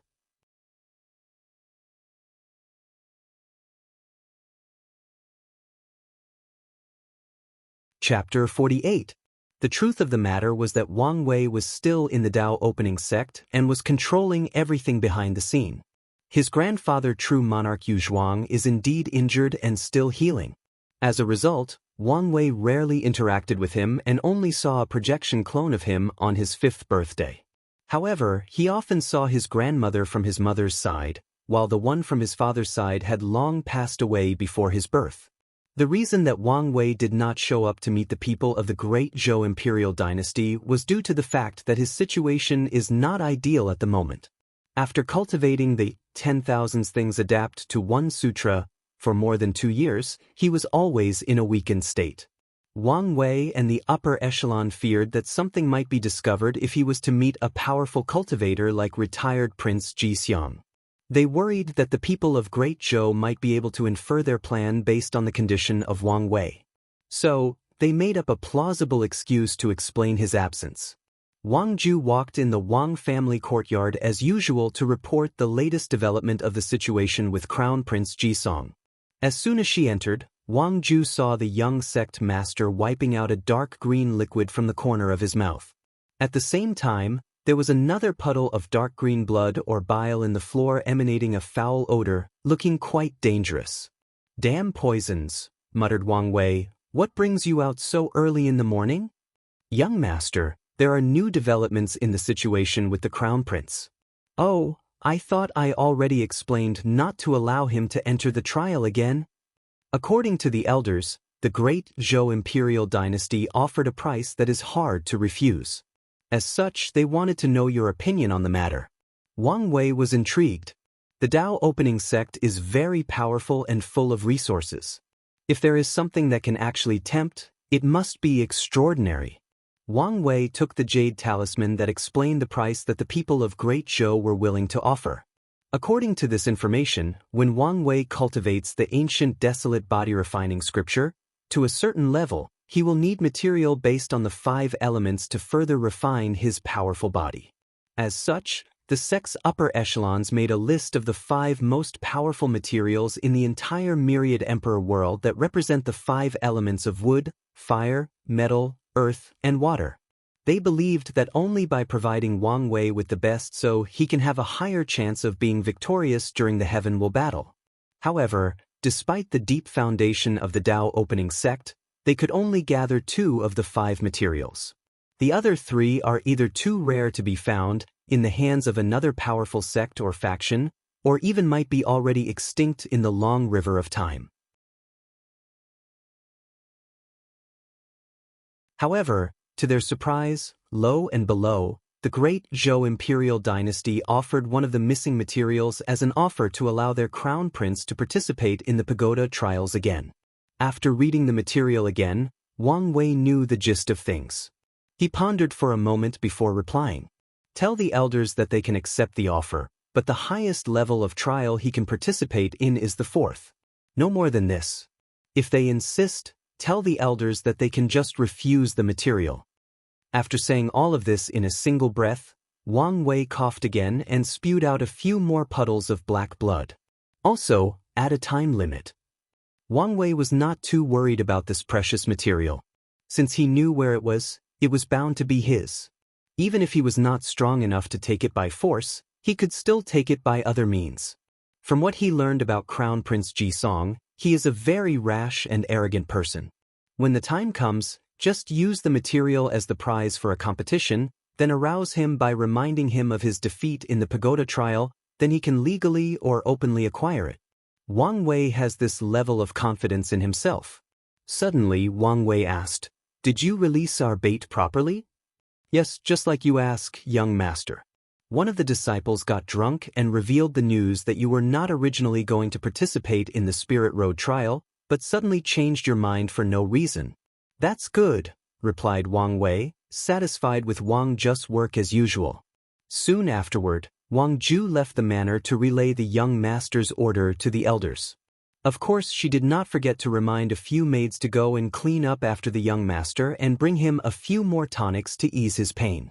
A few days later, in the guest hall of the Dao opening sect, Prime Minister Zhao Yan was talking to His Majesty Ji-1 through the long-distance communication formation. "How was the result?" "Your Majesty, they accepted our offer. The Crown Prince can participate in 4 trials in the pagoda. However, they still gave us a time limit of half a year. Well, better than our bottom line. As for the time limit, it's not necessarily a bad thing. Having more pressure can inspire Songer to work harder. It is a shame that the Dao opening sect did not allow His Royal Highness Ji-Su to also participate no matter what price we offered them."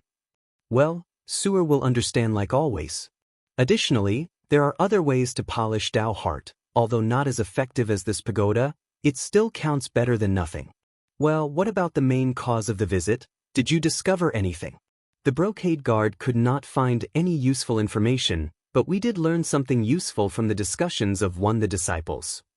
According to the information we received, the young sect master did not initially plan to participate in the Spirit Road trial, but suddenly changed his mind around the same time that the news was released. We have inferred that the Dao opening sect is truly after something in the Spirit Road trial, but we cannot confirm whether it has anything to do with the ancient desolate body refining scripture. No matter the odds or what plan they have, it is worth it to take the risk. We just have to take extra caution this time around. We will use multiple methods to ensure the safety of Songer during the Spirit Road trial. If it was normal times, Sovereign Ji-Wen would be extremely cautious and would never allow his most favorite and talented son to take such risks. But recent events have put him on constant edge. Sovereign Ji-Wen realized that this generation's Heaven Mandate battle will truly be extraordinary. Any advantage that his son can acquire would be of immense benefit. Furthermore, lately, he has been reminiscing of the Heaven Chosen of his generation, especially Wang Tian, the current sect master of the Dao opening sect. This man's swordsmanship was truly unique and unparalleled. Even through this day, he still has lingering fear when he thinks of that year's unmatched sword cut. In fact, when he learned that his generation did not have a Heaven Mandate battle, part of him was truly relieved not to have to face Wang Tian in battle. This thought has been the greatest shame of his entire life. And he knew that many Heaven Chosen of his generation felt the same way. As such, he did not want his son to be like him. He did not want his son to live in the shadow of his past enemy son. So, despite the fact this trip to the Spirit Road might be a trap, as long as there is the possibility of getting such great benefit as the ancient desolate body refining scripture, he will still take the bait.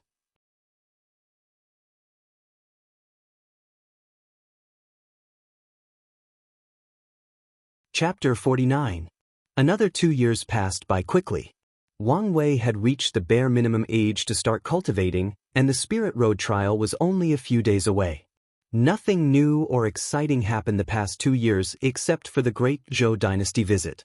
More than a year and a half ago, Crown Prince Ji Song finished his time in the pagoda and the Great Zhou Imperial Dynasty delegates left the domain of the Dao opening sect and returned to their own. Wang Wei saw Ji Song from a few li away before he left. He could easily notice the difference between him now and when he first came to the sect. He was more calm and less irrational. He still had the arrogance on him, but now it was more hidden. Just like Wang Wei used to be, hide the arrogance or pride deep in the bones instead of displaying it on the surface. Of course, Wang Wei also knows that Ji Song did not magically become more wise. He could still tell that this crown prince was the kind of person that likes to use his fist as his first option when encountering any kind of problem.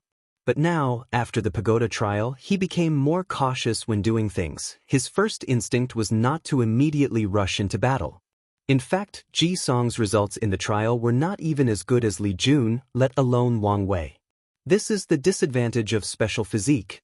Their physique has no effect on things like mind, spirit, will, or Dao heart.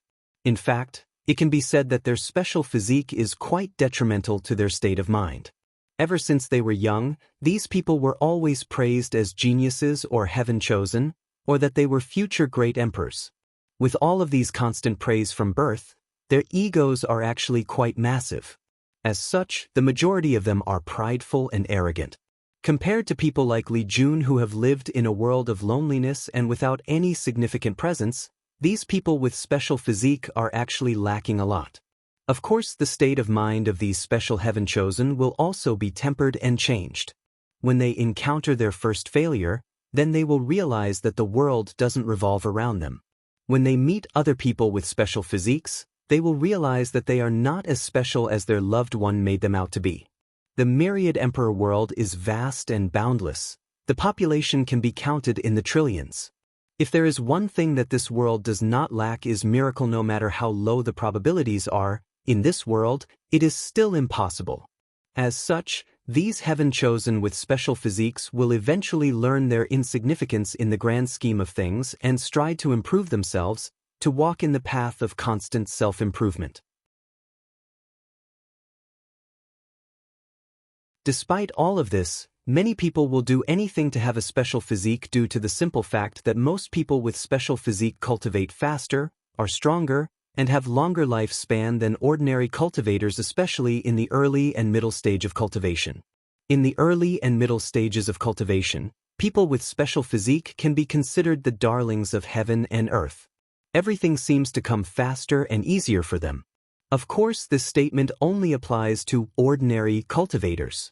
This world has cultivated countless terrifying geniuses that having a special physique is mainly providing in individuals a higher starting line than ordinary people. A good example of this is Han Li. Despite having such a powerful physique as the Heavenly Thunder physique, he cannot be considered a top-level heaven chosen. Throughout his cultivation journey, he has lost countless fights. From the information that Wang Wei has gathered on him, he could determine that Han Li did not use his full potential. As a person with a thunder-prone physique, the best approach would be to absorb thunder tribulation to refine his body into a supremely powerful one. Then, when strong enough, try to absorb divine punishment thunder, one of the highest level of thunder that is said to be powerful enough to even kill great emperors. In Wang Wei's eyes, the Heavenly Thunder physique is a total waste in the hands of someone like Han Li. At the end of the day, it is the person that determines the height that a special physique can reach. Wang Wei was standing in the Wang family mountain waiting for the arrival of the elders and the other participants. Now that he is 15 years old, he has become a tall young man with a height of 185 meters. He is quite handsome, inheriting the good genes of both his parents. However, the most noticeable part about him was his temperament.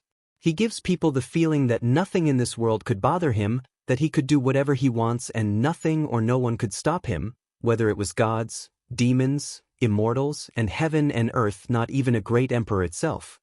His blasphemous attitude is actually quite appealing to women. Another person was standing next to Wang Wei chatting with him. It was his childhood friend and best brother, Li Jun. If there was an award for the person who changed the most in the past few years, it would have to go to Li Jun without any worthy contestant. Due to the fact that he also cultivated the 10,000 things adapt to one sutra, he lost all of his baby fat and also became a handsome guy.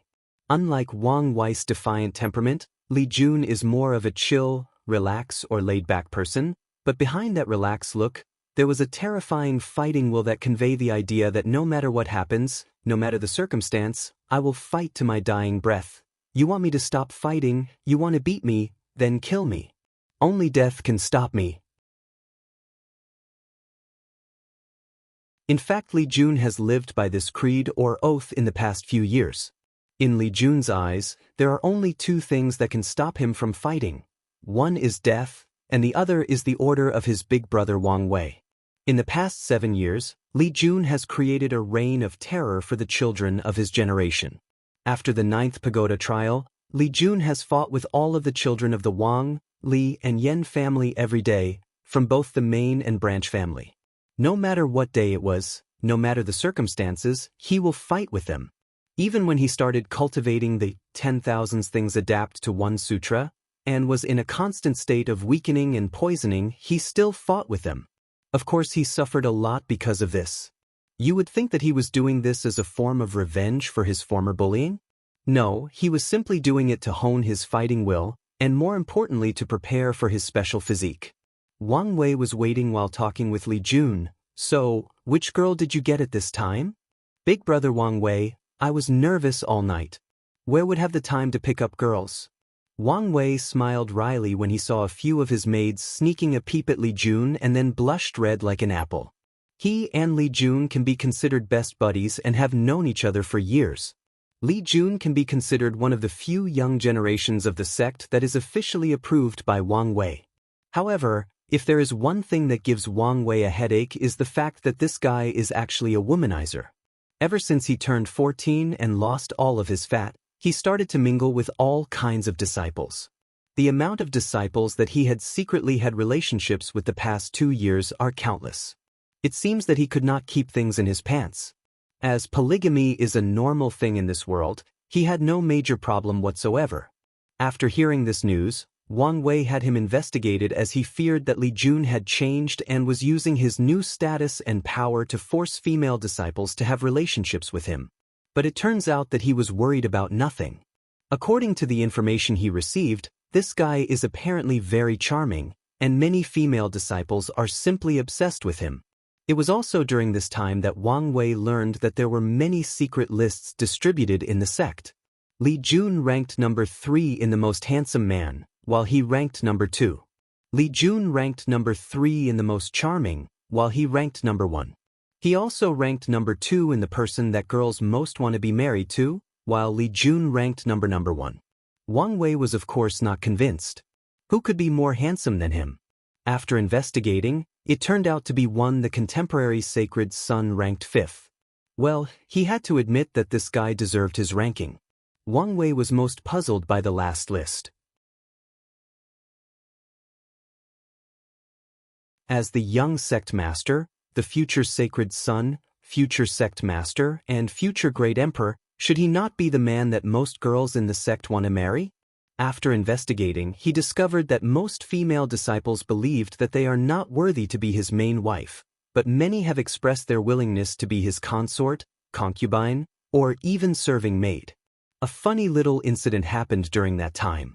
After hearing the description of the female disciples, Wang Wei released a statement to all the girls in his sect that they are in fact worthy of him as long as they can get into his heart.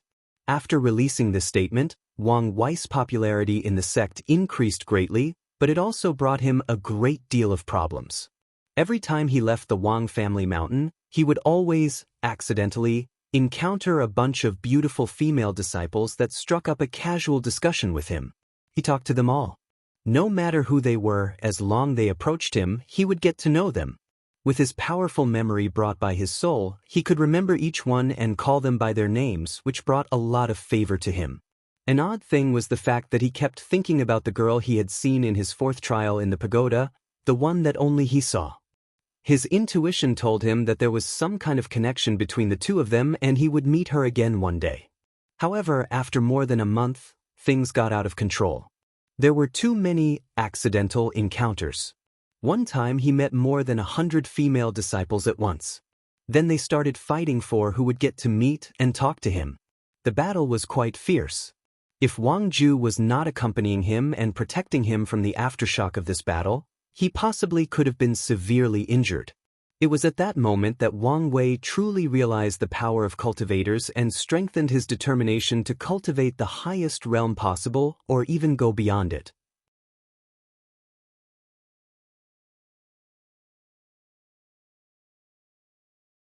Chapter 50. Soon someone walked over toward Wang Wei while he was talking to Li Jun. To be precise, it was 2 people. One being sect master Wang Tian and an old man full of white hair dressed in very plain and ordinary clothes. He looked like an ordinary grandfather that doted on his grandchildren by secretly giving them candy when their parents strictly forbade them not to eat sweets before dinner. Li Jun was the first to notice, so he quickly bowed. "Hello, sect master." "Oh, Li Jun, how many times that I have told you that you can call me uncle?" Li Jun smiled wryly, then answered, "I will remember from now on, uncle." "Father, what brought you here? I thought we had already said our goodbyes?" "Wire, I'm here this time to introduce you to your Tao protector, true Monarch Xianxia. He will follow you throughout most of your life and protect you. In most cases, he will not intervene unless someone of too much higher cultivation level attacks you." True Monarch Xianxia smiled and said, "Young master, you do not need to worry. Unless I'm dead, nothing will happen to you. Then I will be in your care, Supreme Elder Xianxia. There is no need to be so formal, just call me by my name." Wang Wei smiled but did not do so. Although he had a high status, Wang Wei knew the importance of respecting people of much higher strength than him. Unless he reaches a certain level himself, he will still respect these people. Furthermore, Wang Wei can easily guess that the appearance of true Monarch Xianxia was in fact due to political negotiations between the upper echelons of the sect. As the future emperor groomed by the sect, the Wang family will yield a great amount of power in the future. As such, as a compromise, the Wang family has to find ways to tie the other families with them and gain their unwavering support. Due to the brotherhood of Wang Wei and Li Jun, the Li family was more than happy. What can be closer than childhood friends who grew up together and wear the same pants? However, the Yan family was not satisfied yet. As a compromise, the Wang family had to allocate the position of Tao protector to the Yan family, hence the appearance of true Monarch Xianxia. The status of Tao protector is actually quite high. As the name implies, the person is in charge of protecting your Tao, even if it means at the cost of their own life. Being a Tao protector means taking an oath to put the safety of someone else above everything else, even yourself. This is the reason that the Wang family allowed someone else to protect Wang Wei instead of doing it themselves. After finishing introducing himself to Wang Wei, Yan Chen then looked at Li Jun and said, "You must be Li Jun. Not bad, not bad. Your Li family has a good successor this generation. You will meet my grandniece during your journey. Help me protect her during the trial if you have the chance. I will do my best to protect her, sir."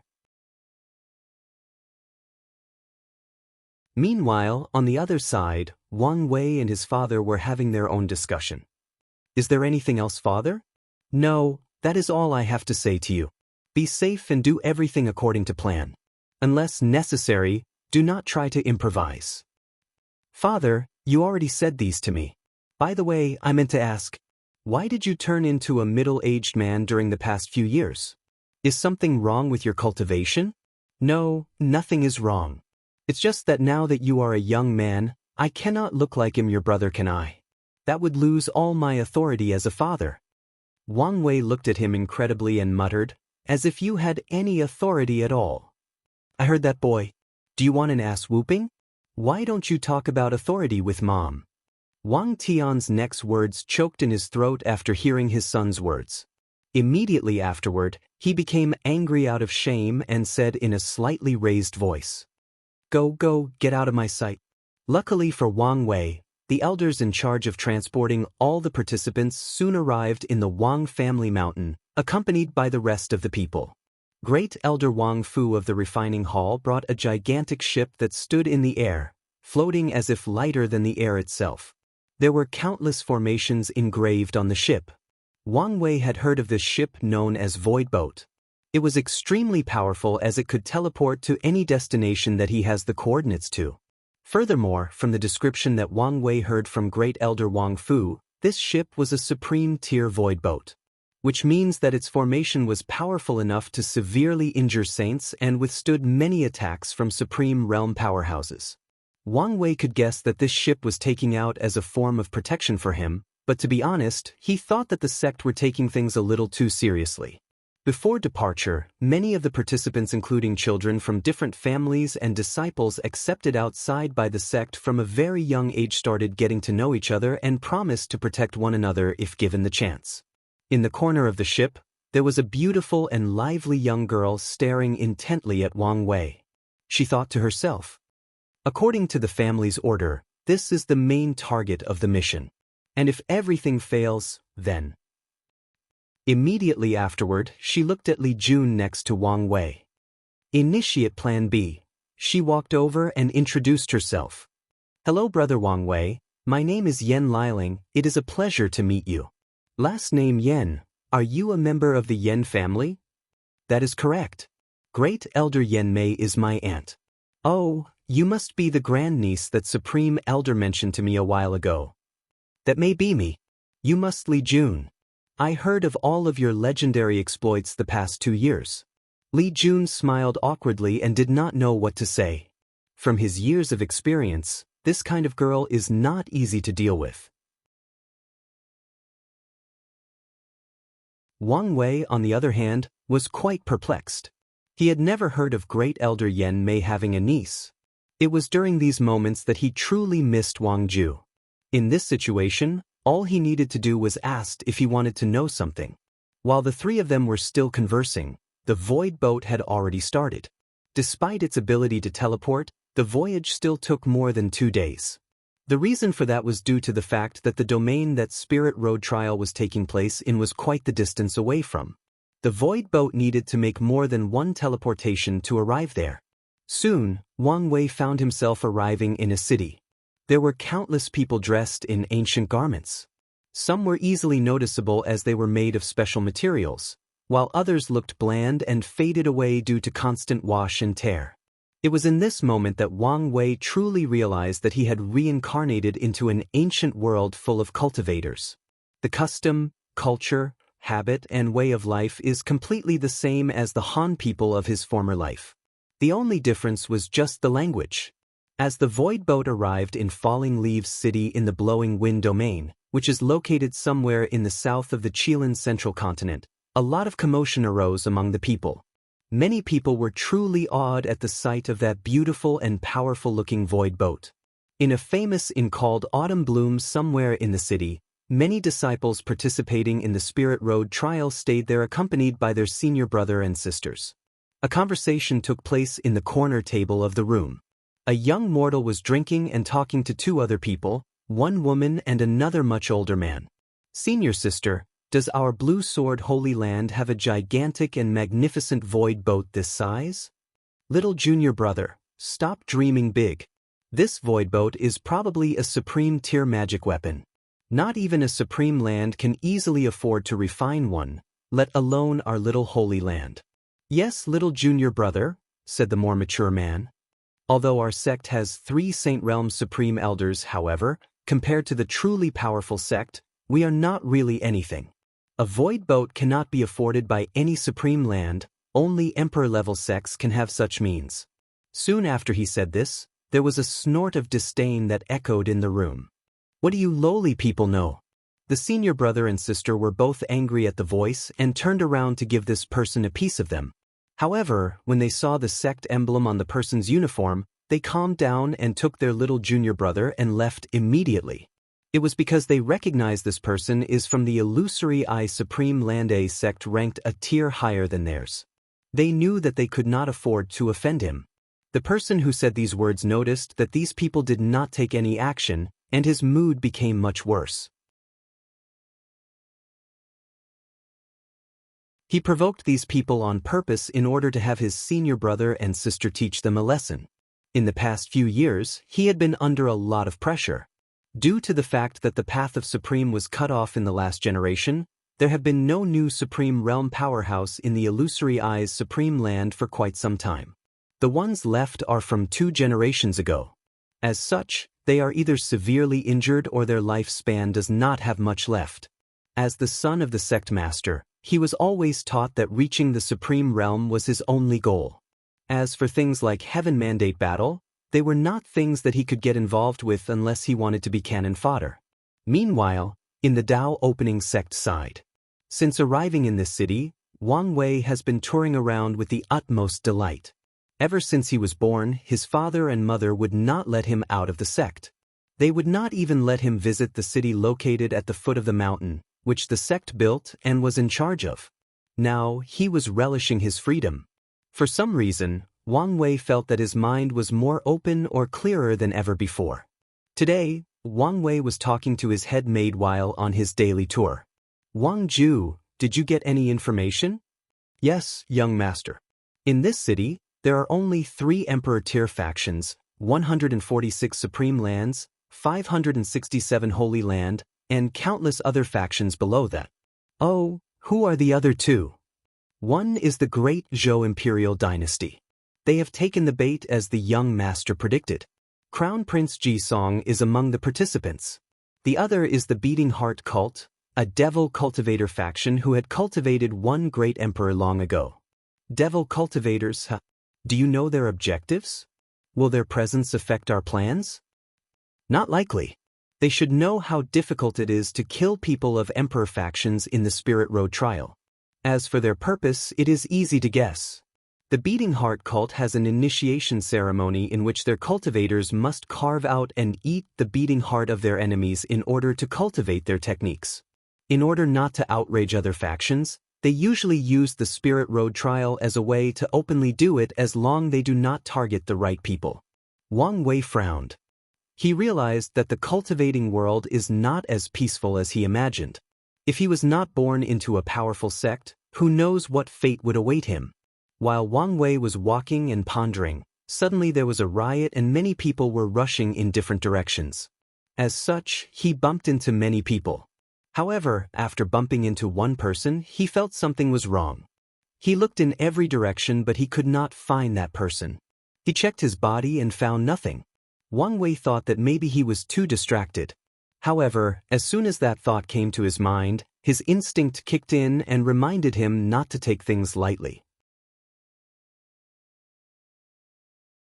As such, he immediately ordered Wang Ju to bring him back to his room in the inn and consult true monarch Xianxia and see if he can discover what is wrong with him.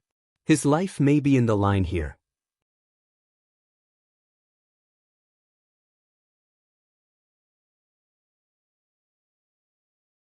Chapter 51.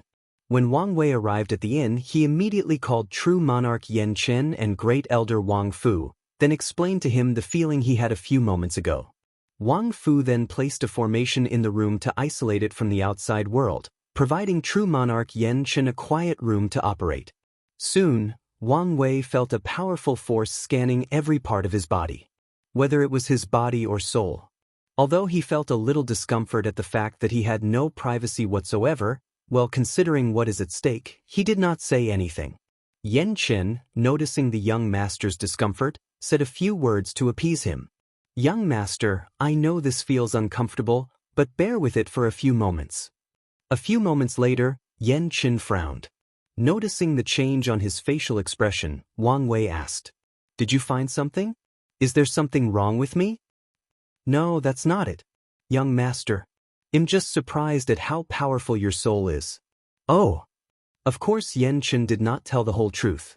What he did not say was that he noticed a strange breath deep in the soul of the young master. However, as he approached to scan it, an overwhelming sense of dread came to him. His instinct was warning him that if he got closer, he would suffer dire consequences. After the scan, Xianxia did not find anything worthy of taking note. There was nothing wrong with the young master. However, he was not happy. He suddenly realized that the young master's soul might become a big problem on his path of cultivation before it would become his boost. He should warn the other old guys so that they can prepare in advance. There is still plenty of time left. "Young master, I did not find anything wrong. Maybe you had noticed the wrong person or thing. Is Supreme Elder Xianxia right?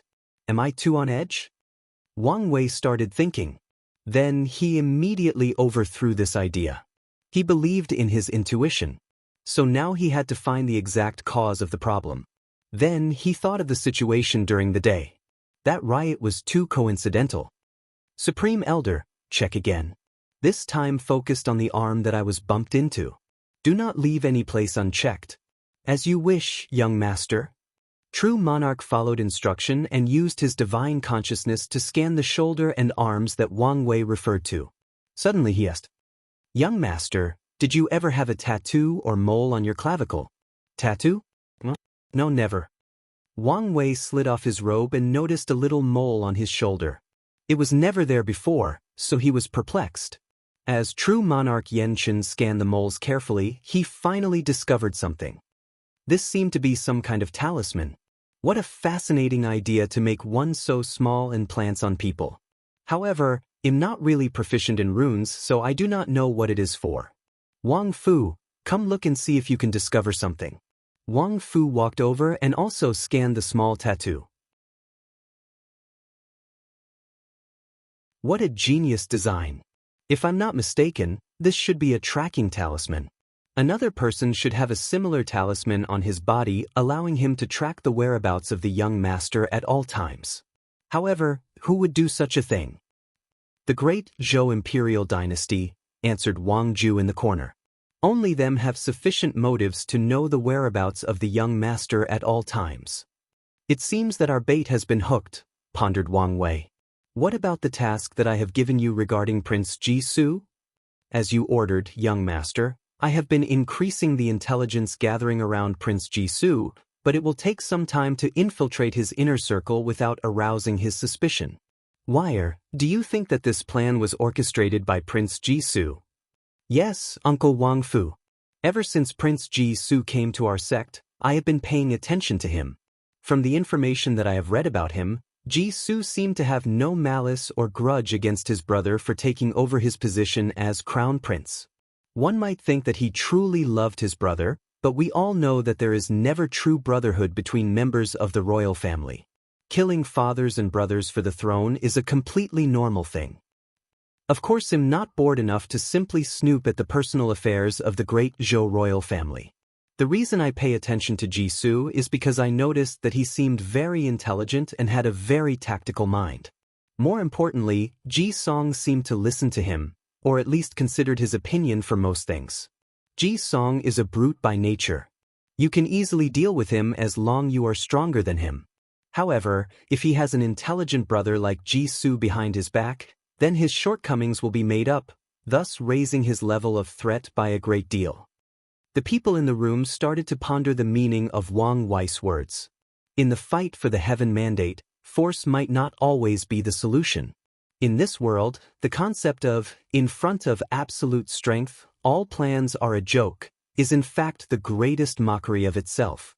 Throughout the history of the myriad emperor plane, there have been countless invincible geniuses that suffered great losses in front of a well-thought-out and methodical plan. A great example can be easily discovered, that is sect master Wang Tian. In his generation, he was an unparalleled swordsman who installed great fear and dread on his peers as an enemy. However, he suffered countless losses at the hands of his now wife who preferred to use her brain. According to information that Wang Wei heard from his mother, he once tricked his father into a dead zone where there was no food, water, or spiritual energy to replenish his cultivation level. And he could not open his space ring or contact the outside world. If it was not Grandpa to pay some price to track him down and rescue him, he would have died in there. In the fight for heaven mandate, intelligence can be a great asset. That is why Wang Wei had someone monitor Ji Su, and even try to infiltrate his inner circle. Young master, do you want me to remove the talisman? There is no need, Supreme Elder. Leaving it will make things easier for us as we do not need to use our own way to track Ji Song. He will come to me on his own. After a brief moment, Wang Wei suddenly asked, Wang Ju, did you receive any information of other Emperor tier factions from other continents participating in the Spirit Road trial? Young master, according to the information sent by the spies located in other cities that have entrances to the Spirit Road trial, there were no other Emperor lineage that participated in the test. They all seem disinterested this year. Well, that's good, it means less variables to our plans. Alright, I will go rest now. After ending the conversation, everyone acted like nothing happened. Wang Wei continued to enjoy his newfound freedom and his tour around the city. He needed to be in the right mindset to participate in the slaughter that was about to take place. However, another unexpected thing happened to him. During one of his tours, on the day before the opening of the secret realm where the Spirit Road trial takes place, he encountered a boy who made his Chi Dragon act weird. After observation, Wang Wei came to the conclusion that this boy would have a lucky encounter that is of great value to him. As such, he did not hesitate to use a similar method of the great Zhou dynasty and secretly tracked him. The day of the trial soon arrived. A massive formation appeared in front of the participants, forming a gate. Wang Wei was the first person to enter, followed by the people of the great Zhou imperial dynasty and the Beating Heart cult, then the rest of the participants.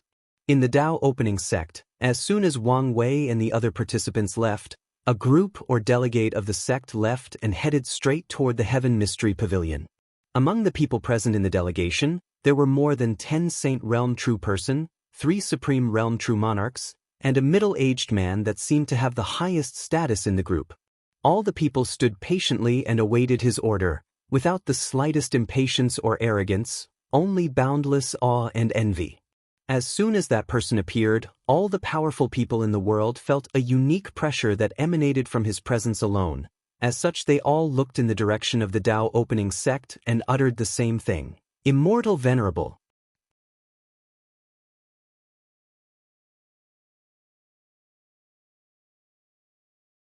Chapter 52. As soon as Wang Wei entered the formation, he found himself on an open road, surrounded by rivers, lakes, mountains, and forests. There was no one in sight except him. Wang Wei knew that each participant would be separated into different regions. Wang Wei looked down on his arm and noticed the number 0. This was the number of people he had killed. In essence, the Spirit Road trial is essentially a massacre between geniuses or heaven-chosen that allowed them to hone their skills, mind, survival instinct, and plunder each other's luck. Furthermore, this trial is also used by many factions to select disciples. As such, the person with the highest result will often be awarded by these factions. Wang Wei was not interested in the reward of these factions, so he did not really care about getting the #1 spot. Wang Wei was here for 3 reasons: hone his skills, plunder Qi luck, and Ji Song. This trial was the place for him to truly witness slaughter and get used to it. Although Wang Wei had killed people before, these were just defenseless prisoners unable to fight back. In this trial, Wang Wei hoped to be reborn amidst the countless killings. After contemplating his main goals, Wang Wei left in the direction of the forest. This would be his main hunting ground. Using the tree in the forest, Wang Wei began to make himself a sharp dagger out of stones and branches in the forest. While Wang Wei was preparing for his trial, Ji Song had also entered the Spirit Road trial. Unfortunately, he was separated from Wang Wei by a few regions. However, he was not discouraged as the talisman in his arm told him the direction of his target. Ji Song started heading in the direction of Wang Wei when he remembered the warning of his big brother and stopped. According to his big brother, there is a high chance that the Dao opening sect is laying a trap to ambush him, so he must be prepared and take things slowly. Although Ji Song did not think that the young master of the Dao opening sect could do anything to him with his strength, he knew that his big brother was way smarter than him and it is better to listen to him. As such, he did not immediately go after him and decided to take the necessary precautions that his big brother told him to do. After Ji Song, the devil cultivator named Du Bo entered the trial.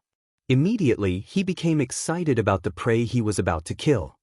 His imagination of how delicious their beating hearts will be almost made him soil himself.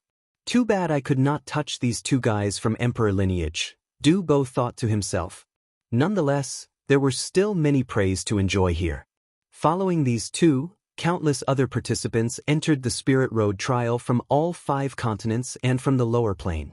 Meanwhile, in just a few hours, Wang Wei has managed to create a stone knife as a weapon.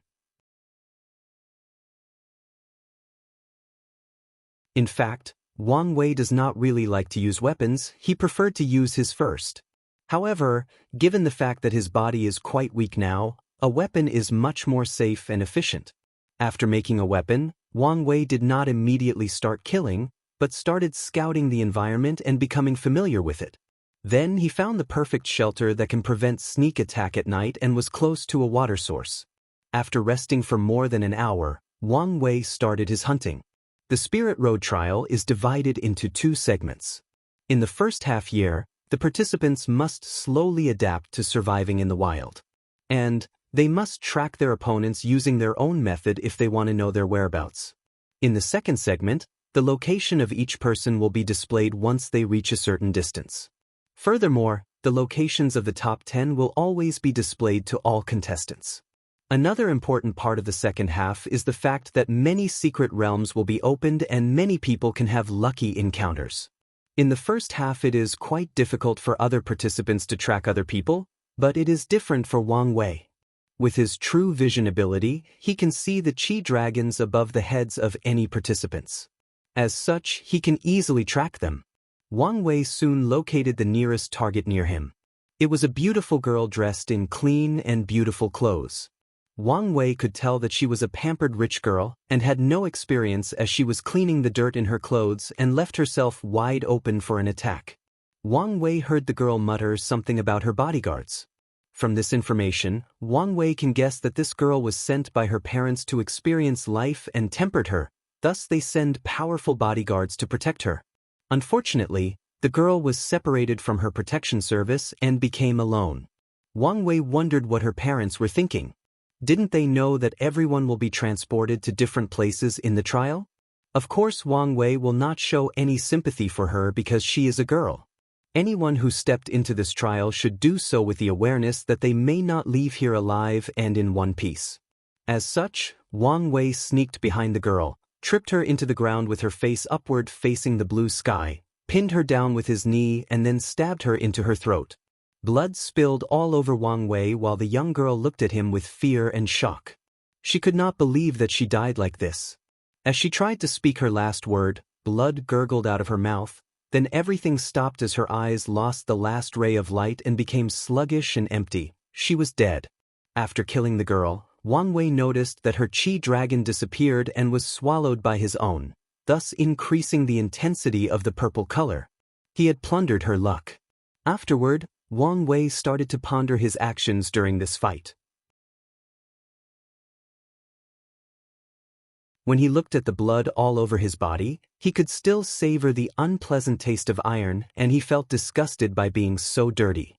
He realized that his actions were not so smooth. He could have held the girl from behind and slit her throat. That way, his action would be faster, more efficient, and he would not have so much blood on him. Wang Wei realized that he did not have much experience when it came to fighting. All of his knowledge is purely theoretical. As such, coming to this trial was an experience that he truly needed. After summarizing his faults, Wang Wei headed for his next prey.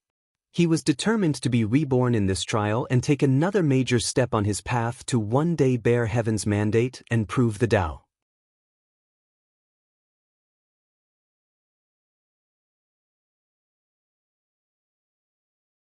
Chapter 53. After the first battle, Wang Wei had to find a new outfit as his old one was unusable. As such, he had to stitch a new outfit out of the pelt of the animals he hunted. He burned his old one as the blood could attract certain dangerous animals in the forest. After resting for a day, Wang Wei hunted his breakfast and headed toward his next target. There were 3 of them at the same time camping further down the river from the previous rich girl. It was a combination of 2 boys and 1 girl. Wang Wei stalked them from a distance based on their chi dragon.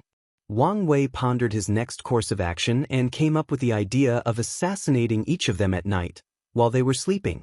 However, he soon gave up this plan as he realized that his purpose in this trial was to experience combat, not just to kill people and reach the number 1 spot to receive the rewards at the end. Only by fighting in direct confrontation can he learn something and increase his fighting experience. Although he did a lot of training with Li Jun before he came here, it was not as effective as true experience in life or death battles. However, there was still a problem. There is 1 Wang Wei, while the enemy has 3 people. Wang Wei knew his limits. He was not yet ready to fight more than 1 person at once. So, he waited for one of them to be separated from the group. Those 3 people were very cautious, unlike the rich girl.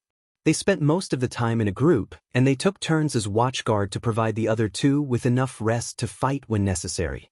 Wang Wei was very patient and observed the 3 of them for more than 4 days without any rest.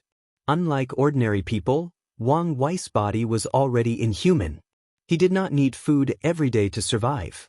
Due to the fact that he cultivated the 10,000 things adapt to 1 sutra, Wang Wei only needed a bit of sunlight every day and his body could function normally for a whole 7 days without problem. Soon, Wang Wei's patient was rewarded. The female companion complained that she was tired of eating fish from the river for 4 consecutive days and she wanted to go hunting for other animals for food. The other 2 agreed with her and one of them left with her, while the other stayed and guarded their home base made of cozy tents. As soon as they were separated, Wang Wei approached the guy left behind. However, things did not go as easy as last time. The other guy was always on guard and immediately noticed someone approaching him. Wang Wei watched as his opponent took out a knife similar to his. He was not flustered at the fact that his enemy was alerted to his presence. In fact, his objective was never to be subtle. Wang Wei watched this guy carefully. He was slightly shorter than him, but more robust. He noticed the calluses in his hands signifying that this man was well either trained or used to do hard labor as a living. The 2 people stared at each other in order to find the right opening to attack, testing each other's patience. Ordinarily, Wang Wei would be more than happy to wait for the right time to attack. However, time was not in his favor. He knew that this guy had companions that would eventually return. The longer Wang Wei waits, the less favorable the situation will become for him. As such, he no longer waited and attacked directly. If there was no opening, then he would make one. Wang Wei launched toward the guy and stabbed him. This time he went directly for a vital organ, the lung. The other guy dodged the knife by slightly twisting his upper torso, then retaliated by stabbing Wang Wei in his eyes. Wang Wei moved his whole body to dodge, then followed his first attack with a kick directly in the back of the person's kneecap to stop his opponent from moving. The other guy slightly moved legs so that Wang Wei's kick will hit his knee instead. When Wang Wei noticed this change, he had to lower his kick to hit the guy's shin, otherwise the bones on his feet would crack if he directly hit the person's knee.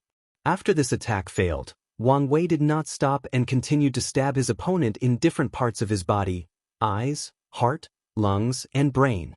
However, this guy managed to dodge all of his attacks and retaliated against him. They both fought for more than 5 minutes, each person trying to stab the other without saying a word to one another. Wang Wei knew that time was of the essence. The longer he fought, the more of a dangerous situation he was in. As Wang Wei painted in exhaustion and began to plan his exit strategy, he suddenly realized something. His opponent was not fatigued at all by the previous fight. He was not painting like him, his breath was regular, his foot was steady in the ground. What frightened Wang Wei the most was the fact that his opponent barely moved from his spot the whole fight. Puzzled and intrigued, Wang Wei began to use his powerful memory brought by his soul to recount every detail of the fight. It was then that he realized that this guy was actually using a superb dodging method. Every time Wang Wei attacked him, he would use the least amount of movement to dodge the attack. His movements were quick, efficient, and subtle. He did not waste any energy unless necessary. This was the reason that Wang Wei was tired after the fight, but this guy was not. After reviewing this guy's movement over and over again in just a few seconds, Wang Wei took a deep breath to adjust his state, then he attacked again. Wang Wei stabbed this guy again with rapid movement. This time he went for the lungs again. The guy repeated the same dodging technique and stabbed Wang Wei in his eyes.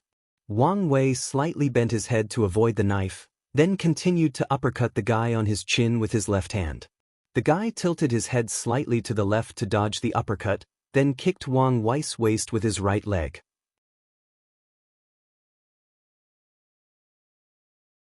Right when his leg was about to hit, Wang Wei lifted his left leg and allowed the kick to directly hit his knee. The guy groaned in pain. The timing was so perfect that he did not have time to redirect his kick. Wang Wei immediately took advantage of his enemy's distraction due to physical pain and stabbed him on his right leg. The guy tried to pivot his leg to dodge again. Unfortunately, his nerve response was decreased due to the pain and a deep cut was left on his leg. Wang Wei managed to draw his first drop of blood during this fight. Of course, he did not let his guard down. He continued to attack the guy non-stop. The fight continued for another 5 minutes. They stab and dodge each other's attack using the least movement necessary. Suddenly, the guy said, "You copied my dodging technique." "So what?" responded Wang Wei. "Is there any rule that says you cannot learn from your enemy?" After saying that, Wang Wei attacked him again, this time heading straight for his eyes.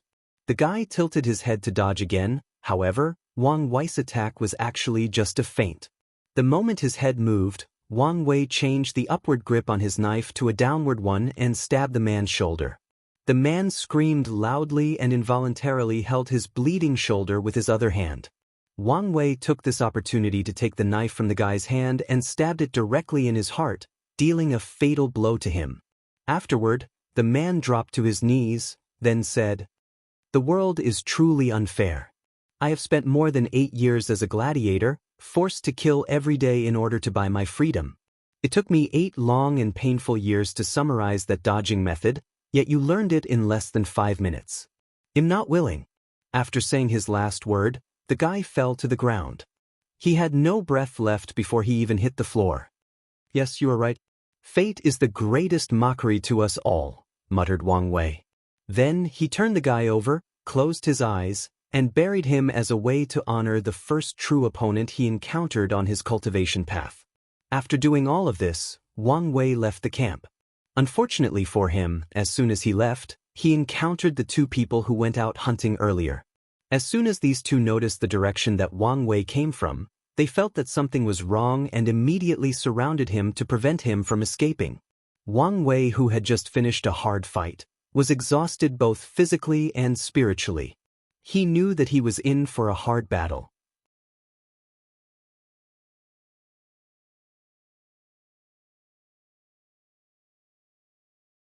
Chapter 54.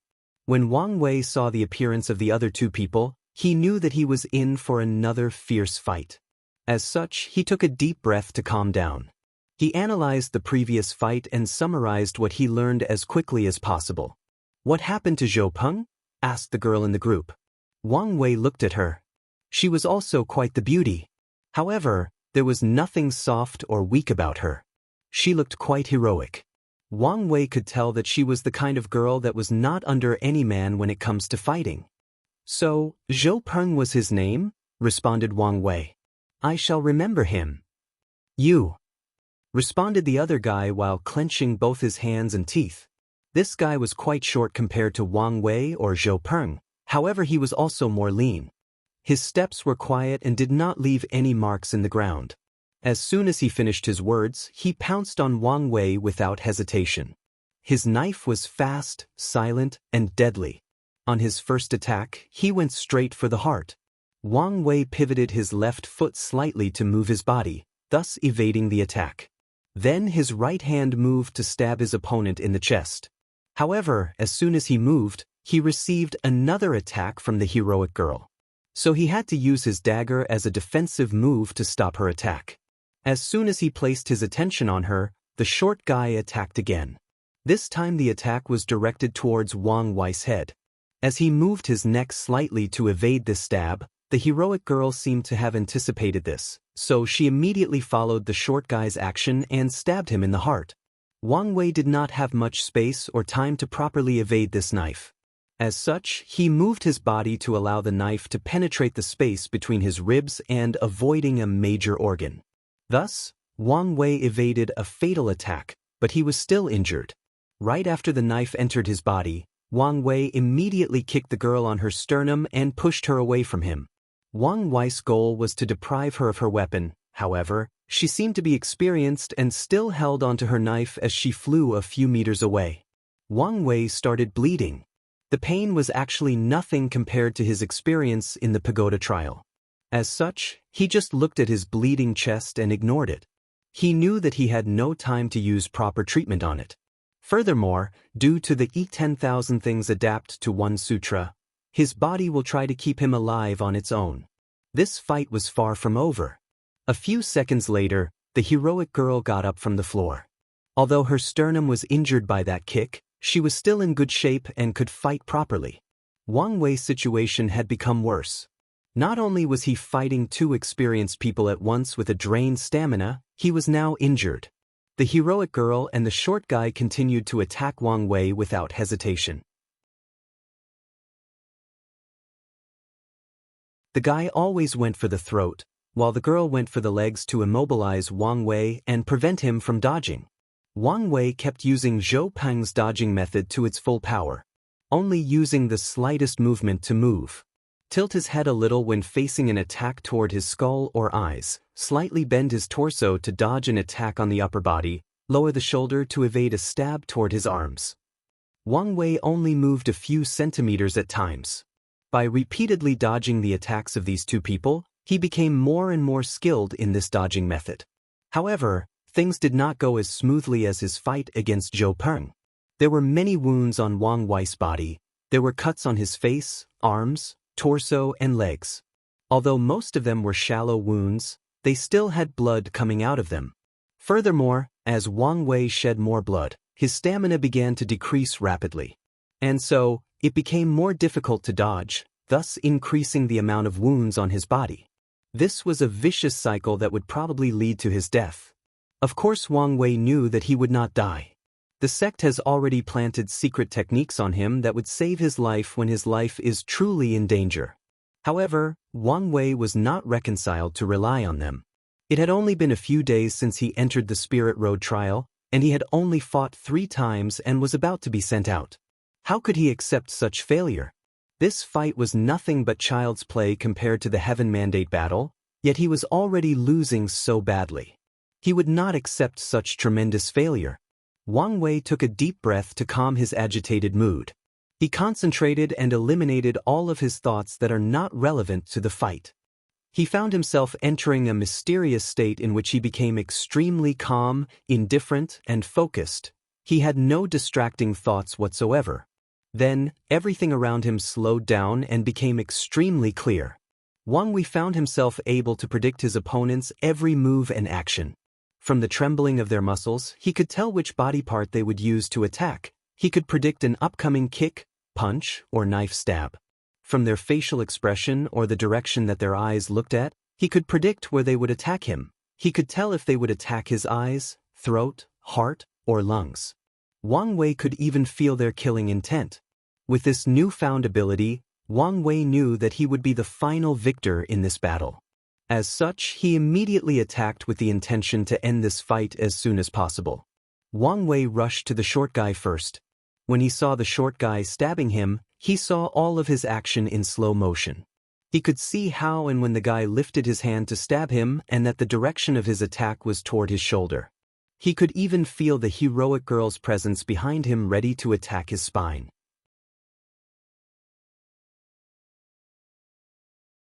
Wang Wei immediately evaded the stab, then swiftly moved behind the short guy while he was still in the motion of stabbing. Then he held the head of the short guy. Followed by an abrupt crack sound, Wang Wei twisted and broke his neck. Then he kicked him in the direction of the heroic girl. When she saw her partner flying towards her direction without stopping, she immediately stopped her attack and pushed him aside. However, Wang Wei was ready and had already anticipated this. The moment that she pushed her dead partner aside, he threw his dagger and plunged it straight into her throat. She did not have any time to evade. The heroic girl fell down on her back with a dagger inserted in her throat. Blood splattered all over the ground, her eyes still opened, and a look of confusion on her face. She could not figure out how she died so quickly and suddenly. The odds were obviously in their favor. Wang Wei did not have time to contemplate what he learned from this fight. He immediately took his dagger and the other two and rushed toward his base. He was gravely injured and he could feel that the state he was in was gradually fading.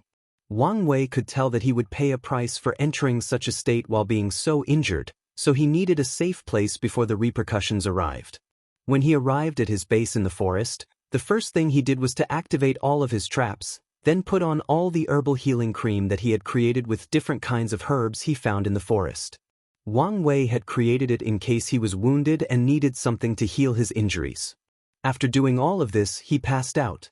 All he could remember before passing out was a very intense headache. However, Wang Wei knew that he had survived this ordeal and became more powerful because of it. You're tuning in to the Wandering Hero YouTube channel. Don't forget to subscribe and join us on this journey to catch the most captivating stories.